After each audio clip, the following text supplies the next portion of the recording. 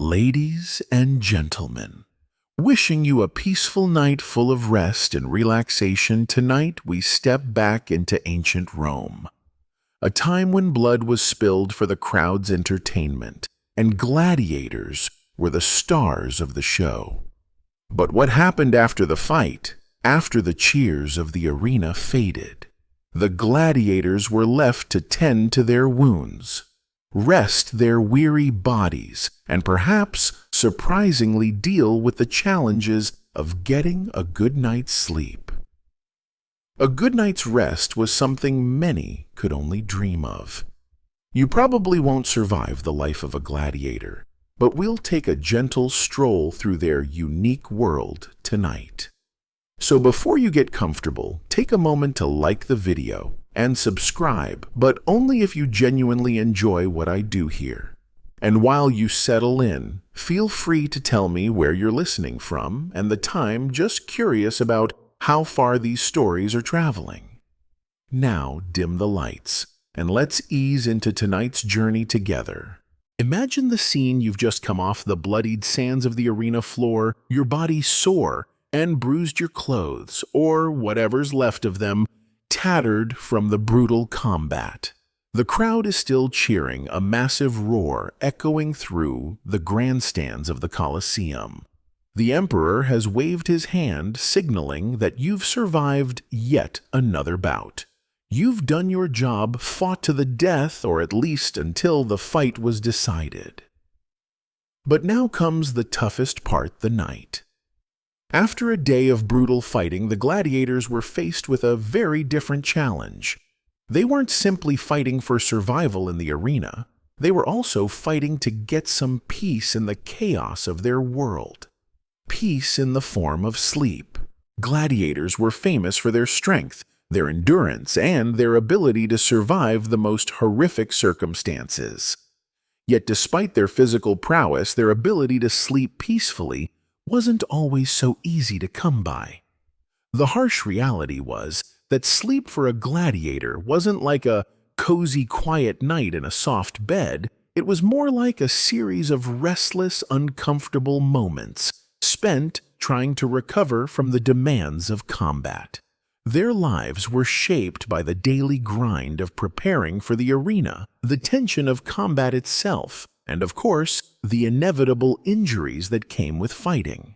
Historians still argue whether gladiators had more freedom than we typically assume. While many were slaves, others were volunteers who fought for money, fame, or glory.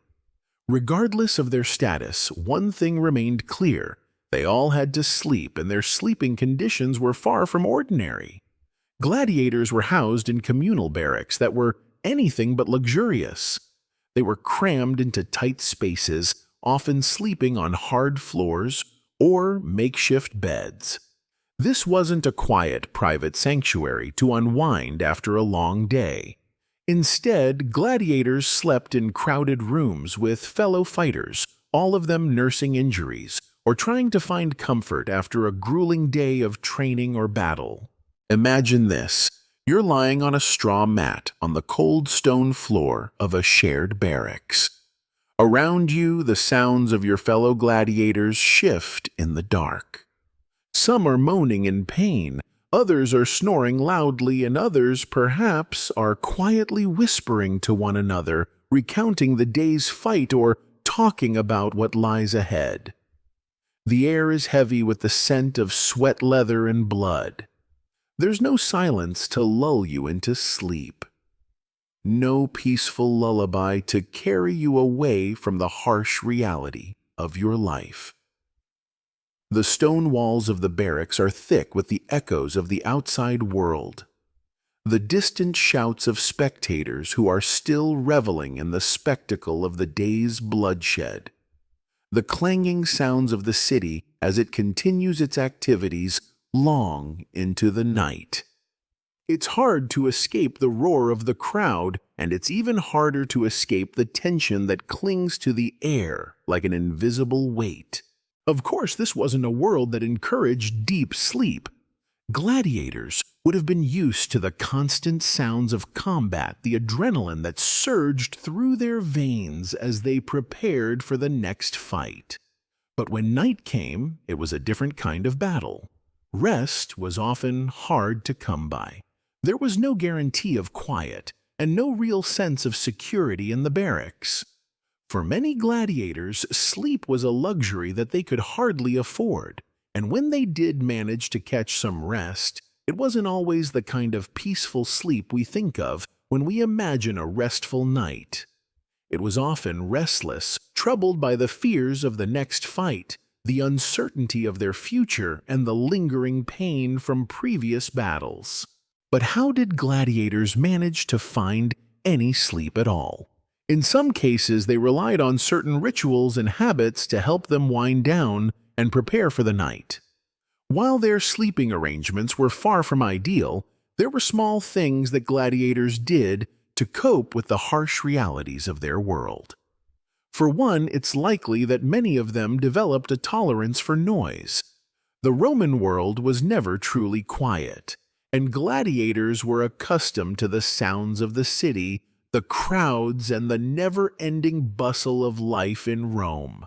The ability to sleep through such noise would have been a necessary skill. Additionally, many gladiators may have used meditation or simple breathing techniques to calm their minds before sleep. While we don't have specific records of these practices, it's not too far-fetched to imagine a gladiator focusing on their breath, trying to let go of the anxiety that no doubt clung to them after every battle. And yet sleep wasn't simply about managing the noise or finding a peaceful moment in the chaos. It was also about managing physical pain. Gladiators were notorious for their injuries, and after a fight, many of them would have been covered in cuts, bruises, and other wounds. These injuries would have made sleep even more difficult. The physical discomfort of sleeping on a hard surface combined with the pain from their wounds would have added to their struggles. In fact, the injuries that gladiators sustained in the arena were so severe that it's likely many of them would have had difficulty finding a comfortable position in which to rest. Some gladiators may have been given rudimentary medical care after a fight, bandages, salves, or even splints. But this care was hardly enough to ensure a restful sleep. Historians still debate whether gladiators had access to any kind of professional medical treatment. Some argue that gladiators were given only basic care, while others believe they were more closely attended to, especially if they were more valuable fighters. The famous physician Galen, who lived during the Roman Empire, is known to have written extensively about treating gladiators. But how much of his advice was actually implemented on the ground is still up for discussion. However, it's clear that sleep was an essential part of the gladiators' recovery process, just as important as food and water. Without rest, the body wouldn't heal, and without healing, there was no hope of survival in the arena. Despite these harsh conditions, sleep could also serve as a form of escape for gladiators. In their dreams, they could imagine a world free from the constant threat of death, a world where they were not bound by the cruel fate of being a fighter for the amusement of the masses. Sleep offered them a moment of reprieve from the physical and mental demands of their daily lives. Some gladiators, especially those who found some fame or fortune through their battles, may have dreamt of the glory that awaited them, while others may have simply longed for the peace of a world that wasn't consumed by violence. As we close our eyes tonight and imagine the gladiators of ancient Rome, let's remember that their rest wasn't peaceful or easy, but it was a necessary part of their lives, a brief reprieve from the chaos of the arena and a chance to recover for the next battle. For now, you can rest easy, knowing that your bed, your room, and your peaceful night of sleep are far more luxurious than anything the gladiators could ever have imagined. The day of a gladiator didn't end with the clatter of swords and the roar of the crowd. No, their day was just beginning after the last fight. When you think about a gladiator's life, it's easy to imagine a day spent in the arena fighting for survival. But the real toll came long before the fight itself, the grueling, unrelenting training that would leave even the toughest warriors exhausted. Imagine yourself preparing for a battle every day, knowing that each session in the training yard might bring you closer to injury or even death. The gladiators weren't just fighting for sport, they were training over and over again to ensure their survival. At sunrise, the gladiators were already awake, gathered in their training halls. These halls were called ludi, the Roman word for school. In these spaces, gladiators practiced combat techniques with mock weapons, sparring with one another under the watchful eye of their trainers, known as lanistae.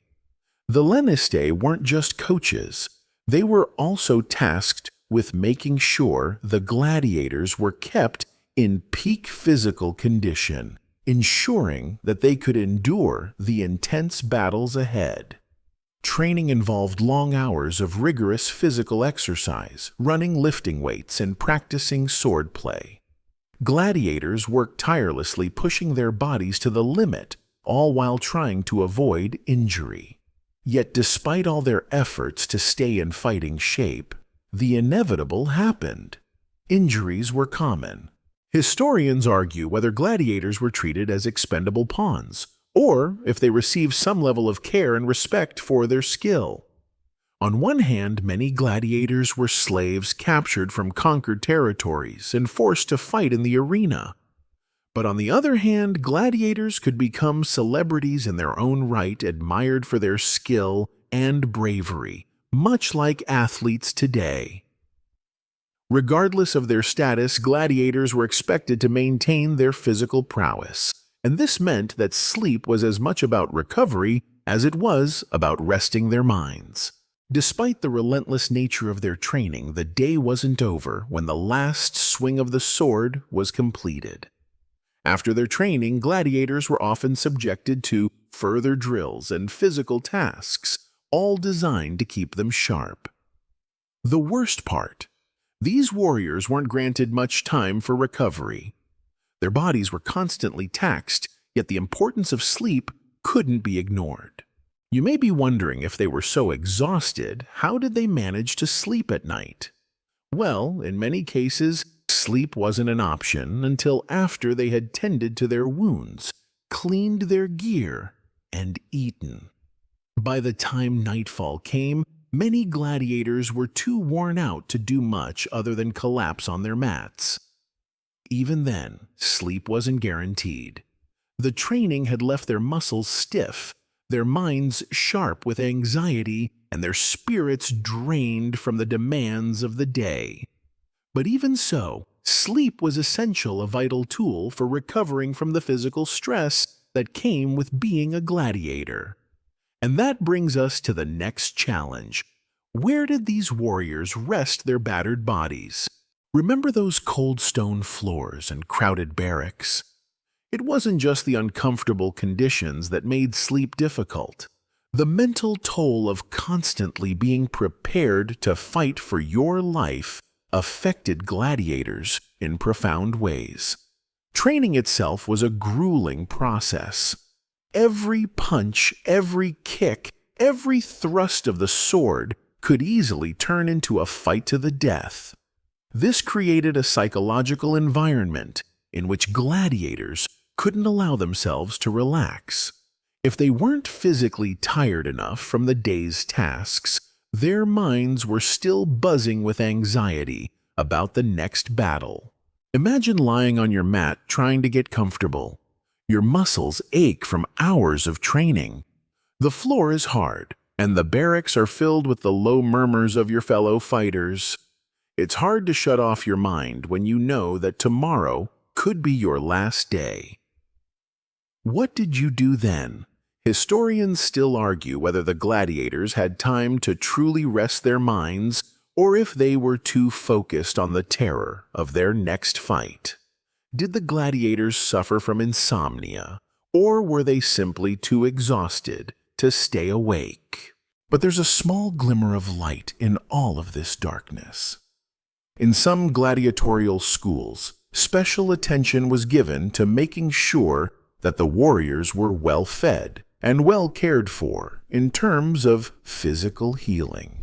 For some, this meant a diet rich in food that aided recovery grains, vegetables, and occasionally meat. What's more, gladiators were given medical care to help them recover from injuries. The famous physician Galen, who treated gladiators during his time, believed that rest was essential for recovery. He even wrote about specific techniques for helping gladiators sleep better, though there's little record of how widely these methods were used. Even so, the conditions were far from ideal. Gladiators didn't have the luxury of a full night's rest or a comfortable bed. Instead, they had to make do with whatever they could manage, fighting exhaustion with whatever little energy they had left. Some might have managed to find solace in sleep, despite the discomfort, while others were simply too anxious or too injured to drift into a peaceful slumber. But the daily regimen didn't stop once the sun set. After their intense training sessions and combat drills, gladiators were expected to maintain their physical well-being with proper nutrition. It was believed that a balanced diet played a role in their physical recovery, though it's not as if gladiators were feasting on luxurious meals every night. In fact, their meals were often simple, designed to provide the necessary calories to fuel their physically demanding lives. But even if their meals weren't gourmet, they were a key part of the gladiators' ability to sleep and to fight the next day. What was in these meals, you ask? Gladiators were known to consume a diet rich in carbohydrates, mainly barley, wheat, and legumes, along with some vegetables. This carb-heavy diet helped them maintain energy for the brutal tasks of their day. However, there were no midnight snacks or late-night treats. It was all about sustenance, not indulgence. After a long day of training and battling, gladiators would eat their meal. And after that, it was time for the real challenge, trying to sleep. As you settle in for your own rest tonight, it's hard not to compare your own comforts to the harsh realities of the gladiators' lives. Their sleep was far from tranquil, and the only thing they could truly count on was the exhaustion that came from a day of relentless work. They didn't have fluffy pillows or soft sheets, nor did they have the luxury of drifting off to sleep in the quiet of the night. But somehow, in the midst of all the hardship, they managed to rest, recover, and prepare for the next day. Historians still debate the extent to which gladiators were able to enjoy a restful night, but one thing is certain: their sleep was far from a peaceful escape. For them, rest was something earned through blood, sweat, and sheer willpower, and in the end, it was this resilience that kept them going day after day, battle after battle. By now, you're starting to get a sense of the tough, unrelenting world of gladiators, and how sleep was just one more battle to fight after a long day. But there's something we haven't touched on yet. How did the gladiators' sleep hygiene compare to the rest of Roman society? Was their rest even considered important, or was it just a secondary concern amidst the bloodshed and training? To answer that question, we need to take a step back and look at sleep in ancient Rome more broadly. After all, gladiators were not the only ones in the empire trying to get some shut-eye, and the way sleep was viewed by the broader Roman population could offer us some insights into how gladiators might have approached their rest. Sleep in ancient Rome was often treated as something of a luxury, a period of repose for the wealthy, and a necessity for the common folk. The upper classes, especially the elite, had access to far more comfortable living arrangements than the gladiators did. Their homes featured soft beds often stuffed with feathers, or down in stark contrast to the hard stone floors and straw mats used by fighters. The Roman elite didn't just rest, they often enjoyed elaborate rituals to help them wind down. Romans had a habit of engaging in soothing activities before bed, such as reading, listening to music, or enjoying a light conversation. Imagine a Roman aristocrat lounging in a luxurious home, dimly lit by oil lamps as they sip wine and leisurely discuss politics or poetry. These moments were designed to promote good sleep and relaxation, as sleep was considered integral to maintaining good health. Historians still argue about how much of this sleep luxury was available to the average Roman citizen. While the elite could afford to sleep on sumptuous linens and take their time unwinding before bed, the common folk didn't necessarily have such comforts. The poorer classes of Rome often had simpler homes with far fewer luxuries. Their beds were made of simple wooden frames, sometimes with straw mattresses that would be uncomfortable compared to the pillows and silk sheets of the aristocracy. Still, even for the everyday Roman, sleep was important, though often less ceremonious. But how did the gladiators fit into this picture? Gladiators, despite their fame, didn't enjoy the luxury of elite Roman society. Instead, their lives were centered around survival. For them, sleep wasn't a time of relaxation or indulgence. It was a necessary evil. While they may have been able to get more rest than the average laborer or soldier, their sleep was still hard-earned. As we've mentioned, the physical toll of their training, their injuries, and the mental strain of preparing for battle all weighed heavily on their ability to sleep soundly. That said, there were certain practices in Roman society that would have helped gladiators in their pursuit of rest.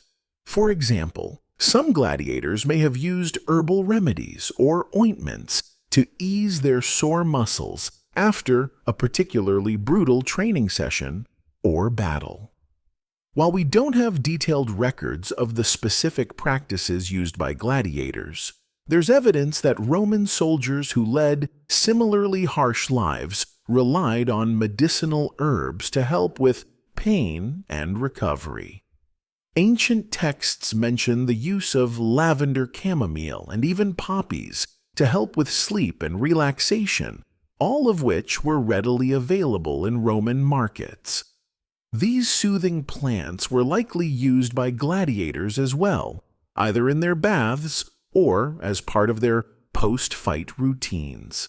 Still, no matter how much they tried to soothe their aching bodies, the mind was another matter entirely. The mental toll of constantly preparing for battle, coupled with the fear of death, would have been impossible to escape even in sleep. It's likely that the gladiators were affected by nightmares and disturbed sleep. In fact, it's entirely possible that their dreams were filled with visions of the arena, either of past battles or anxious thoughts about the future. In comparison to the quiet, peaceful evening routines of the elite, the gladiators' lives were filled with anxiety, pain, and uncertainty. They didn't have the luxury of winding down with a cup of wine or a good conversation. Their pre-sleep rituals were likely focused on preparing for the next day's battle, mentally bracing themselves for what lay ahead. This mental preparation, combined with physical exhaustion, probably played a major role in how gladiators slept. It's possible that some gladiators found ways to push through their anxieties and find peace in the form of deep sleep. Others, however, might have spent their nights tossing and turning, their minds racing with the knowledge that another fight was just around the corner. As we think about how gladiators tried to achieve rest, it's worth considering what might have been the most difficult part of all the uncertainty. Imagine the emotional weight of not knowing whether you'd survive your next battle. not knowing whether you'd wake up the next morning. This constant state of anticipation would have made it difficult for gladiators to settle into a peaceful sleep, no matter how physically tired they were. The psychological toll was immense. There is one final piece of the puzzle that can't be ignored when we think about gladiators and sleep the role of community. Gladiators often trained and lived together, sharing quarters and meals. In some ways, this created a sense of camaraderie, which may have helped ease the psychological burden. Imagine being surrounded by fellow fighters who understood what you were going through, the anxiety, the fear, and the anticipation of the next fight. The presence of others might have provided a small measure of comfort. After all, when you're lying awake at night, it's a little easier to sleep knowing that you're not alone in your struggles.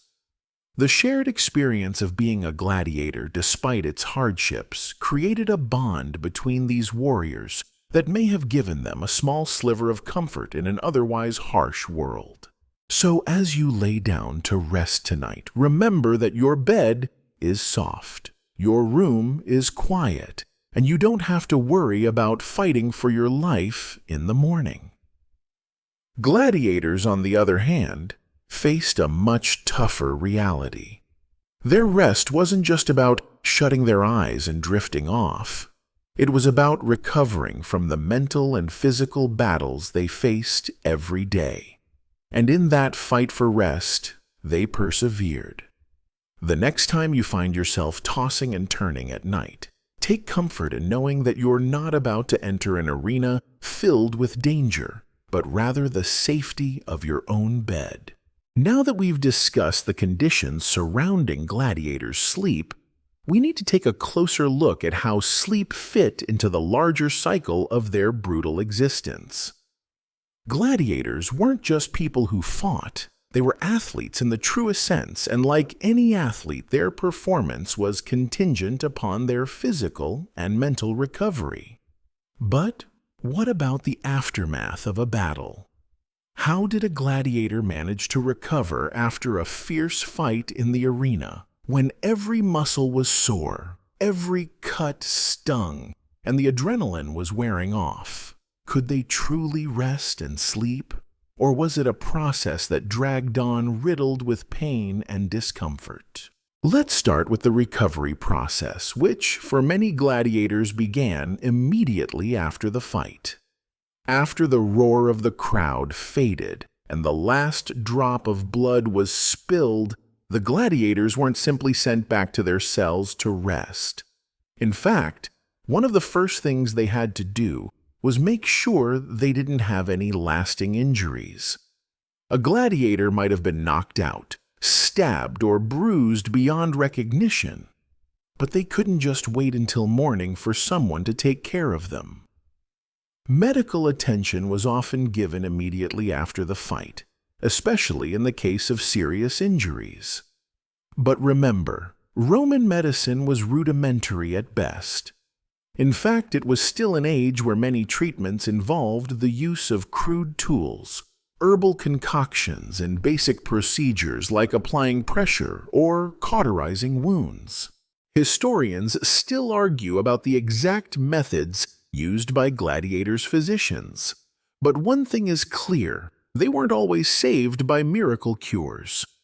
In many cases, their wounds were stitched up as best as possible, and they were left to heal in a manner that modern medicine would find primitive. Even so, the fact that gladiators survived as long as they did is testament to their resilience. It's likely that many gladiators, once patched up, were expected to return to their duties with little time for rest or recuperation. After all, a gladiator who couldn't fight was as good as dead in the eyes of their masters. In some cases, gladiators might have been allowed a few days to rest, but there was always pressure to be back on their feet and ready for action as soon as possible. But the injuries weren't the only thing that made sleep difficult after a fight. Gladiators were also mentally taxed. After a battle, especially a near-death experience in front of thousands of spectators, their minds would have been racing. Even if a gladiator was victorious, the psychological stress of the fight combined with the fear that the next battle might be their last would have kept them up at night. Imagine the adrenaline still coursing through your veins after the final blow has been struck. You'd feel the echoes of the fight lingering in your body, the sense of fear, triumph, or even the confusion that came with a brutal confrontation. All of this would have contributed to a night of restless sleep, if sleep could be achieved at all. There's an interesting historical note here. Ancient texts describe how gladiators would often sleep in shifts, especially when there was a battle scheduled for the next day. They weren't all just crammed together in one giant room. There was a structure to their rest. Some accounts suggest that gladiators might have slept in small groups to maintain safety and comfort, which helped mitigate the stress of the training or the fight that had just passed. This communal way of resting meant that the gladiators could find a sense of security and camaraderie during the nights that followed their battles. They weren't alone in their exhaustion, their anxiety, or their pain. Yet no matter how they structured their sleep, the discomfort of the day's events often persisted. The bed or mat, however simple it may have been, couldn't truly alleviate the pain. The lack of comfort combined with the stress and fatigue created a cycle that left many gladiators tossing and turning in an attempt to recover. And even if they did manage to fall asleep, their minds likely wouldn't have been still. The nature of their lives, constantly facing death, constantly preparing for the next fight, was enough to keep anyone from enjoying a peaceful night's sleep. But let's consider something that might surprise you. Despite all the discomfort, the grueling training, and the constant danger, some gladiators actually found ways to rest more effectively than others. This had less to do with their physical conditions and more to do with their mental strategies. According to some ancient texts, certain gladiators learned how to compartmentalize their emotions and fears using techniques like meditation or breathing exercises to calm their nerves. Of course, these practices weren't as developed as modern-day mindfulness, but they may have had similar effects. These gladiators would have used whatever they could to gain some control over their anxiety, perhaps focusing their attention on something that wasn't related to the arena. Historians speculate about whether gladiators employed some form of sleep training. Could they have had access to methods that helped them sleep better or recover more quickly? We know that Roman soldiers often used techniques to mentally prepare themselves for battle, and it's possible that gladiators did something similar to help them sleep. While there's no definitive proof of such practices, it's not out of the question that the gladiators were taught how to manage their stress and recover faster.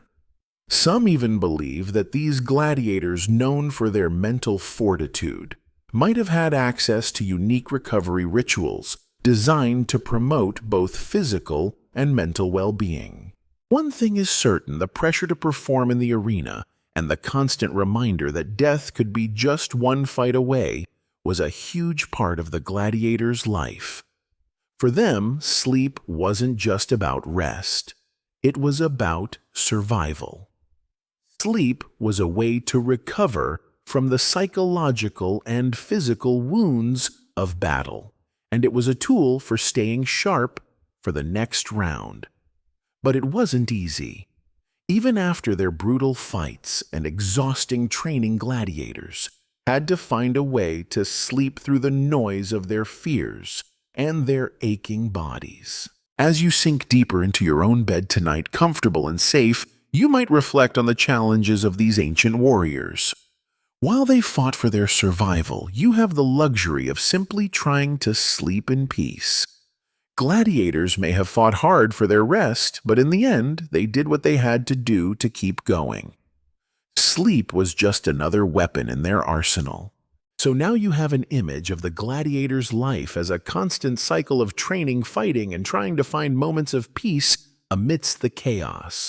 But there's one thing we haven't fully explored yet: the role of the gladiator's lifestyle in their sleep patterns. We often imagine these men as fierce, larger-than-life figures, hardened by their brutal existence. But just as their physical bodies were shaped by their battles, so too were their sleep habits shaped by their circumstances. One of the most interesting aspects of gladiatorial life is how it was governed by strict rules. These rules didn't just apply to the fighting. They governed everything from the food they ate to the way they slept. Gladiators were in many ways treated like soldiers bound by regulations that aimed to make them more efficient in the arena. These regulations likely had a significant impact on their sleep schedules, especially when it came to recovery and preparation for upcoming battles. The Roman military had very specific rules for how soldiers were to sleep, eat, and even rest during off hours, and it's reasonable to assume that gladiators followed similar guidelines. For instance, soldiers were often required to sleep on a strict schedule with little deviation. This discipline was meant to ensure that soldiers, and by extension, gladiators, were always physically prepared for the next day's tasks. As such, there was little room for spontaneity or leisure when it came to rest. The gladiators likely had to follow a similar routine, waking up early, going through their training, and then returning to their cells at the end of the day, exhausted and ready for sleep. Their schedules were so tightly controlled that they probably didn't have much freedom to decide when they'd rest or how long they'd sleep. But it wasn't just about following a strict schedule. The way gladiators were housed and the environment in which they slept was also crucial to their well-being. Most gladiators lived in a communal space known as the ludus, where they shared sleeping quarters with other fighters. This wasn't a glamorous arrangement by any means. Instead of the quiet, solitary chambers that aristocrats enjoyed, gladiators were confined to open rooms, often cramped and shared with dozens of other men. These living conditions were stark, and the lack of privacy and comfort would have only added to the stress of their already difficult lives. But despite these less-than-ideal conditions, some gladiators found ways to make the most of their situation. They would have shared stories with one another, built relationships with their fellow fighters, and developed a sense of camaraderie that helped ease the mental strain of their daily lives. The communal nature of gladiator sleep also had its advantages. While the lack of privacy might sound unappealing, it meant that the gladiators weren't alone in their exhaustion. Imagine for a moment that you are one of these men. After a grueling day of training followed by a fight in the arena, you return to the ludus and collapse into your sleeping mat. Your fellow gladiators are all around you, probably just as exhausted and sore as you are. But they're also there to support you to share the mental load of your life. This shared experience helped ease the burden of gladiator life, even if only slightly. However, it wasn't all brotherly camaraderie and quiet moments of peace.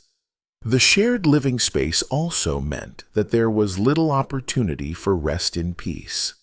Gladiators had to deal with constant noise, whether from the shouts of their fellow fighters, the sounds of the arena preparing for another day, or the hustle and bustle of the ludus itself. The noise would have been constant, making it hard to rest deeply. And even if the gladiators were able to sleep through the din, they likely had to contend with their own fears and anxieties. Even when physically tired, the mind often has other plans. This constant noise and mental stress would have disrupted the sleep patterns of many gladiators, leading to a restless night. Then there's the matter of the gladiators' sleeping positions. Unlike modern beds with comfortable mattresses, gladiators slept on straw mats or simple pallets on the floor. These beds were far from comfortable and would have offered little support for their tired bodies. If you've ever slept on a hard floor for even a few hours, you can probably relate to how challenging it must have been for them. But what makes this situation even more difficult to imagine is that many gladiators slept in a semi-sitting position. That's right, since their quarters were often crowded, and there was little room for them to stretch out. Many gladiators had to rest while sitting upright, either leaning against the wall or propped up on cushions. This posture wasn't ideal for restful sleep, as it would have caused further strain on their bodies and likely led to poor quality rest. It's no surprise then that the gladiators' sleep was often fragmented. Their sleep was less about long, uninterrupted rest and more about short bursts of recovery.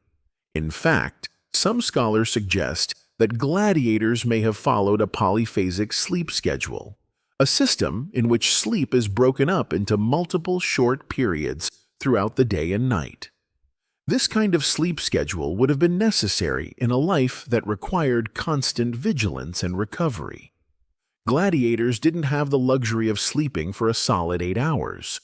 Instead, they might have slept in short increments, waking up periodically to tend to injuries, rehydrate, or prepare for the next day. This interrupted sleep pattern, while not ideal, was likely a necessary part of their survival. Of course, no matter how tightly they followed the rules, there were always external factors that made sleep difficult. The fact that gladiators lived under constant threat of death, whether from injuries or their master's whims, must have kept them on edge, contributing to anxiety and sleepless nights.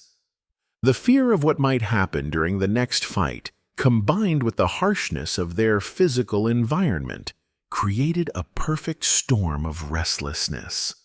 As much as they may have tried to rest, their sleep was often plagued by the knowledge that tomorrow's fight could be their last. As you relax in your own bed tonight, you may feel grateful for the comfort and security of your surroundings. The next time you find yourself tossing and turning, think about the gladiators who fought for their lives and their rest every day.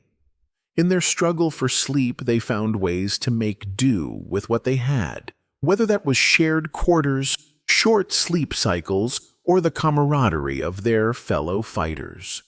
They were not just warriors in the arena, they were survivors battling for rest in a world that demanded everything from them. As we continue to explore the fascinating world of gladiators and their sleep, we can't ignore one crucial aspect of their lives: the influence of the crowds. Imagine the scene: thousands of people cheering, chanting the arena, filled with excitement, anger, and anticipation. For the gladiators, these raucous crowds weren't just spectators, they were an ever-present reminder of the pressure they faced. After all, it wasn't just about surviving the arena, it was about winning the crowd's favor. The roar of the audience could make or break a gladiator's fate. It could mean life or death. But how did this intense public scrutiny affect their ability to sleep? How did gladiators, already exhausted from days of training, wounded from their battles, manage to rest when they knew their every move was being watched and judged? The answer is complicated because the pressure of performing for the crowd had both physical and psychological effects. On one hand, the fear of public failure likely made sleep difficult. After all, gladiators knew that if they didn't perform well enough, they might face the cruelest of fates. The crowd's reaction could seal their destiny, whether it was a thumbs up that spared their life or a thumbs down that sent them to their death. This uncertainty weighed heavily on a gladiator's mind, especially when it came time to rest. Historians still debate the extent to which the crowd's favor influenced gladiators' mental states. Some argue that the gladiators had little control over their fate, as they were often at the mercy of the organizers and emperors, who decided whether they lived or died. Others believe that gladiators, particularly the more seasoned veterans, were able to win the crowd's favor through skill, charisma, or sheer brute strength. Either way, the pressure of public performance was undoubtedly one of the most stressful parts of being a gladiator. And this stress didn't just disappear when they left the arena. It followed them back to the ludus, where they would try to find rest amidst the knowledge that tomorrow could bring another bloodthirsty performance. But the crowd's influence wasn't all negative. In fact, for some gladiators, the cheers of the spectators provided a strange sense of validation and purpose. There's something fascinating about the psychology of gladiators, how they could thrive under such intense pressure. The adrenaline rush they experienced during a fight, combined with the knowledge that the crowd was behind them, may have provided a psychological boost that helped them sleep better at night. The feeling of success of winning over the crowd could have alleviated some of the mental burdens they faced. It's possible that for those few hours of fame, a gladiator could escape the crushing reality of their life and find a fleeting moment of peace. The role of the crowd in a gladiator's life is more than just a curiosity. It's a window into the complex nature of sleep and recovery in ancient Rome. The gladiator's relationship with the public was not just about the performance itself, it was also about managing the constant stress that came with it. This stress didn't disappear when the arena emptied. It lingered long after the cheers faded, as gladiators tried to find sleep in the face of their uncertain futures. One thing we can be certain of is that the gladiators' lives were governed by an unyielding sense of pressure. The need to perform the weight of expectation, and the knowledge that they were constantly being watched by thousands of people would have kept their minds in a constant state of alertness. When the lights went down and the crowd went home, the gladiators were left to contend with the aftermath, both physically and mentally. Their sleep, if it could be called that, was not restful in the way we understand it today. Their bodies ached, their minds raced, and their spirits were often broken by the knowledge that their lives hung by a thread. To further understand the impact of this mental burden, let's consider the psychological toll that the life of a gladiator had on their sleep. The fight for survival was not just physical, it was mental. Gladiators often faced traumatic events, seeing fellow fighters killed in front of them, or experiencing the violence of the arena themselves. This trauma would have affected their ability to relax, let alone sleep. For some gladiators, this constant exposure to violence might have led to nightmares or anxiety that haunted them at night. But even with all these psychological challenges, sleep was still crucial to their survival. A gladiator could not perform without rest, and yet the mental anguish of their life likely made it harder to find any sort of peaceful slumber. In a world so dominated by physical prowess and public spectacle, sleep for gladiators must have been a delicate balance. They had to find ways to rest their bodies after the brutal challenges of the day, while also managing the intense mental and emotional strain that came with the life of a warrior. Some might have turned to distractions like talking with their fellow gladiators or focusing on future victories, while others might have tried to drown out the mental noise with alcohol or even simple exhaustion. But no matter the method, the need for sleep was undeniable, and yet it was always shrouded by the fear, the pain, and the pressure of their world. As you think about your own rest tonight, you might feel a little more thankful for the comfort and security of your surroundings. You probably won't have to fight for your life tomorrow, and you likely won't be haunted by the knowledge that your every move is being watched. But for gladiators, their sleep was not just about rest, it was about survival. It was about recuperating from the violence of the day and trying to find moments of peace in a world that constantly demanded more from them. As we continue our exploration into the sleep habits of gladiators, we now shift our focus to a lesser-known but equally crucial aspect of their lives: the influence of their trainers, the doctores. While gladiators might have been the stars of the arena, it was the trainers who played a significant role in shaping their daily routines, especially when it came to recovery and sleep. The ludus, or training school, was not just a place for gladiators to hone their combat skills. It was also a space where they were taught how to manage their physical well-being. This included learning to rest effectively after grueling training sessions. The doctores were often former gladiators themselves, veterans of the arena who knew all too well the importance of rest. They had first-hand experience in the art of combat and recovery, and they were tasked with ensuring that their gladiators could perform at their peak. Their job wasn't just about teaching fighters how to wield swords or shields. They also had to teach them how to take care of their bodies, how to recover from injuries, and crucially, how to sleep. It's easy to imagine a seasoned doctor walking through the ludus, offering advice to the young fighters, perhaps telling them when to rest, when to take it easy, or even how to manage injuries to make sure they didn't jeopardize their ability to fight. But the role of the doctor wasn't just about giving orders. They also served as mental guides, helping gladiators cope with the stress and anxiety that came with their lives. A gladiator could endure physical exhaustion, but the mental strain of the arena could be much harder to bear. After a particularly brutal day of training or a fight, a gladiator might find it difficult to calm their mind, knowing they would be back in the arena soon. The doctor's advice, whether it was about physical recovery or mental resilience, could have been the key to helping gladiators find rest, even if their minds were racing. And what did rest look like for a gladiator under the watchful eye of the doctor? It wasn't just about sleep.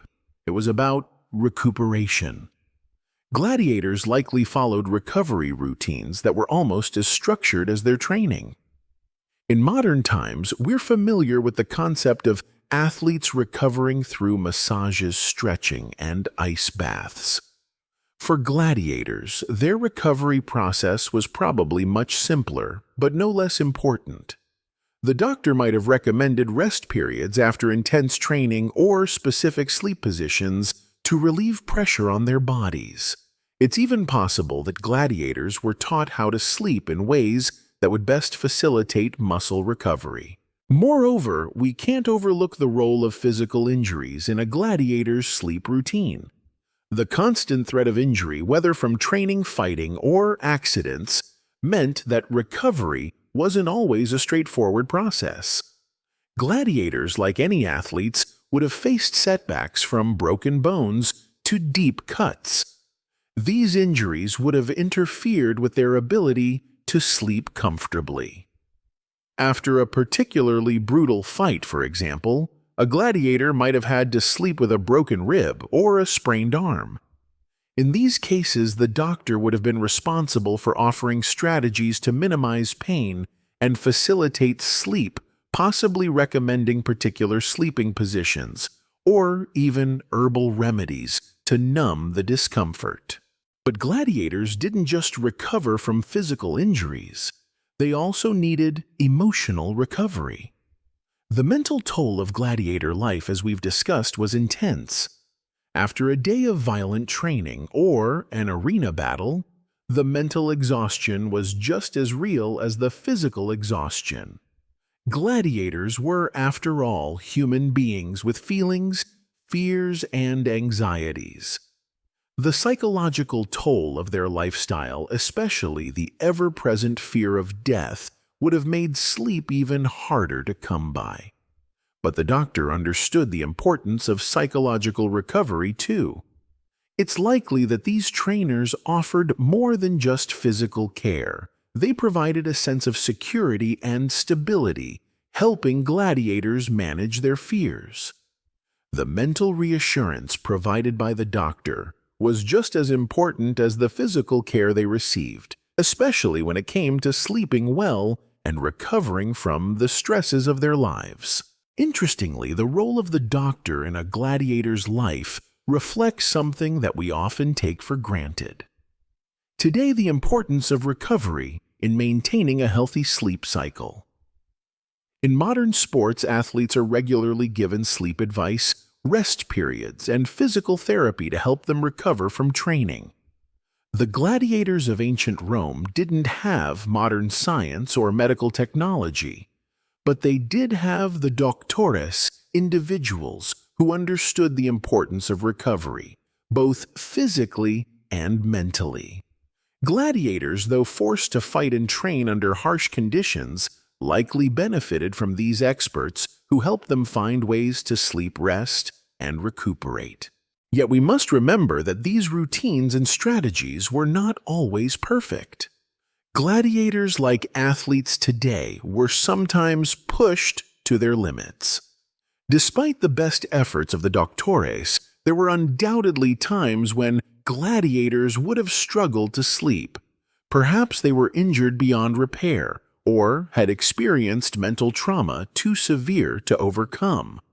Despite the guidance and care they received, their lives were still fraught with danger and uncertainty. The fear of death, the physical toll of training, and the pressure to perform all contributed to a world where sleep was never guaranteed. As you lie in your own bed tonight, imagine how it would feel to have the weight of the world resting on your shoulders. You would have to perform in front of thousands of people, always at risk of injury, and know that your next night's sleep could be disturbed by pain or anxiety. The gladiators of ancient Rome faced this every day, yet they found ways to survive, to sleep, and to carry on.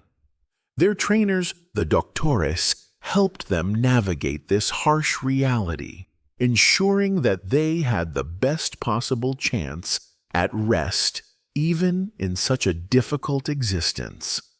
For all the violence of the arena, the importance of rest and recovery was never underestimated. Now that we've explored the role of gladiator trainers and their contribution to the gladiators' recovery, let's turn our attention to one of the most fascinating aspects of their lives: food. It might seem surprising at first, but the diet of a gladiator was crucial not only to their performance in the arena, but also to their ability to rest and recover at night. Unlike the average Roman citizen who lived off a simpler diet, gladiators were given food that was specifically tailored to their physical needs. While most Roman citizens ate a basic diet consisting of grains, olives, and the occasional meat, gladiators known as muris, or eaters of the earth, were fed a far more specialized menu to fuel their intense training sessions. The focus for a gladiator's diet was on high-energy, calorie-dense foods, rich in carbohydrates and proteins, all aimed at building muscle and sustaining strength. Gladiators were often provided with a dish called pulse, a porridge made from barley or oats, which was packed with the necessary nutrients to sustain long periods of physical activity. Some gladiators might have even been given meat, but this wasn't an everyday luxury. Instead, meat was a rare treat that provided a significant protein boost necessary for repairing muscle tissue after intense training. But it wasn't just about fueling their bodies. The diet of a gladiator also had a role in their sleep cycle. Think about it. A body that's fueled with the proper nutrients will have an easier time recovering at night. When gladiators had the right amount of calories, their muscles would have an easier time repairing themselves while they slept. Adequate nutrition was therefore a cornerstone of ensuring that gladiators could rest properly. On the flip side, an underfed gladiator would struggle to perform at their peak, and their body might not have the energy to recover fully, making sleep harder to come by. Still, some might argue that the quality of the food wasn't always up to par. There's evidence suggesting that gladiators were not always given the finest cuts of meat or the best food. In fact, some historical accounts imply that their meals were more akin to what we might consider staple foods in the modern sense, basic, filling, and nutritious, but not overly refined. The reason behind this might be that gladiators, despite their status as highly trained fighters, were still seen as property of their ludus owners, who probably didn't waste money on luxury foods for them. Some might even joke that their diet was almost as humble as their sleeping conditions, rushed basic, but enough to keep them alive and fighting. In terms of their sleeping habits, food had an impact on more than just muscle repair. The type of food gladiators consumed would have also influenced their energy levels. For example, meals high in carbohydrates would have provided slow-releasing energy, helping gladiators stay active for longer periods of time. This energy might have been key to maintaining the strength necessary to recover from the physical stresses of training or combat. As we know, physical exertion and intense training sessions make for restless sleep, and having a diet that helped smooth out the energy curve could have helped with getting better rest at night. The connection between diet and sleep is still widely acknowledged today, and while gladiators may not have had modern nutritionists advising them, their trainers probably had a good sense of how to balance their energy for optimal performance and recovery. But there's one more layer to consider: hydration. Gladiators were also highly aware of the need to stay hydrated during their grueling training sessions. Water wasn't always as accessible as it is today, so many gladiators would have relied on wine mixed with water to stay hydrated, and also to improve their endurance during combat. While this practice may seem strange to us today, it wasn't uncommon in the Roman world. The added alcohol might have even helped dull some of the physical and emotional pain associated with the brutal life of a gladiator. And while wine wasn't the ideal hydration method in today's standards, it may have offered some comfort and even contributed to a better night's sleep, perhaps by helping them relax after the chaos of a day's fight or training. But let's take a step back and think about the larger implications of this gladiatorial diet. It's easy to assume that the gladiators were simply athletes whose lives revolved around combat, but the truth is much more nuanced. Their diets, like everything else in their existence, were deeply connected to their performance and recovery.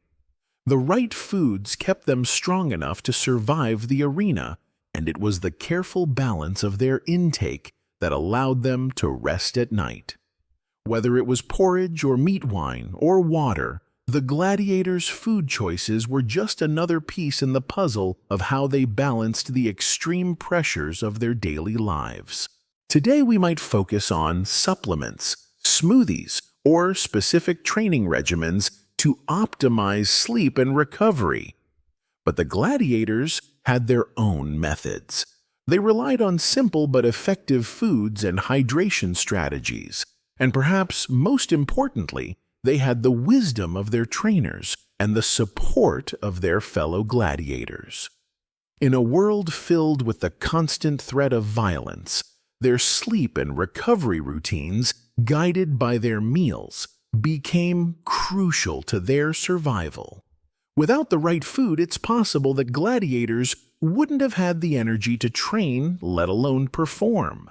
And without the right rest, they wouldn't have had the mental clarity to face the trials ahead. For us, it's easy to take our modern comforts for granted. Good food, better hydration, and generally safe environments in which to sleep. But as we think about the gladiators tonight, Remember that their battles for survival weren't just fought in the arena.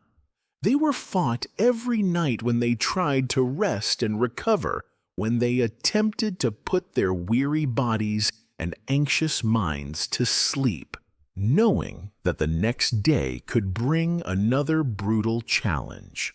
Their food, their hydration, and the guidance of their trainers all played a key role in helping them find rest in an otherwise chaotic and dangerous world.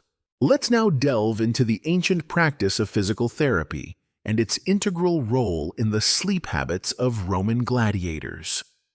You might be thinking that a gladiator's recovery consisted solely of rest and nutrition, but there's an entire world of healing that went far beyond the food they ate, or the hours they spent sleeping. Gladiators, much like modern-day athletes, required regular attention to their bodies to maintain their fighting fitness. This was especially true given the constant threat of injury.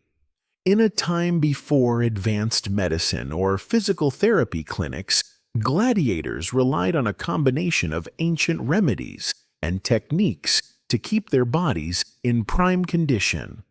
One might imagine that after a grueling fight or a punishing training session, the gladiators would undergo some form of care to nurse their bruised muscles and bones back to health.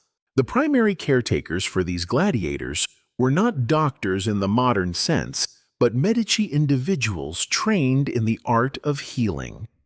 The Medici were often slaves or freedmen who had learned from veterans in the field. While gladiators might not have had access to sophisticated medical equipment, they certainly weren't left to fend for themselves when it came to treating injuries. Their Medici used a variety of techniques, some rudimentary, others surprisingly advanced for their time, to manage pain, speed up recovery, and improve their chances of making it through to the next battle in one piece.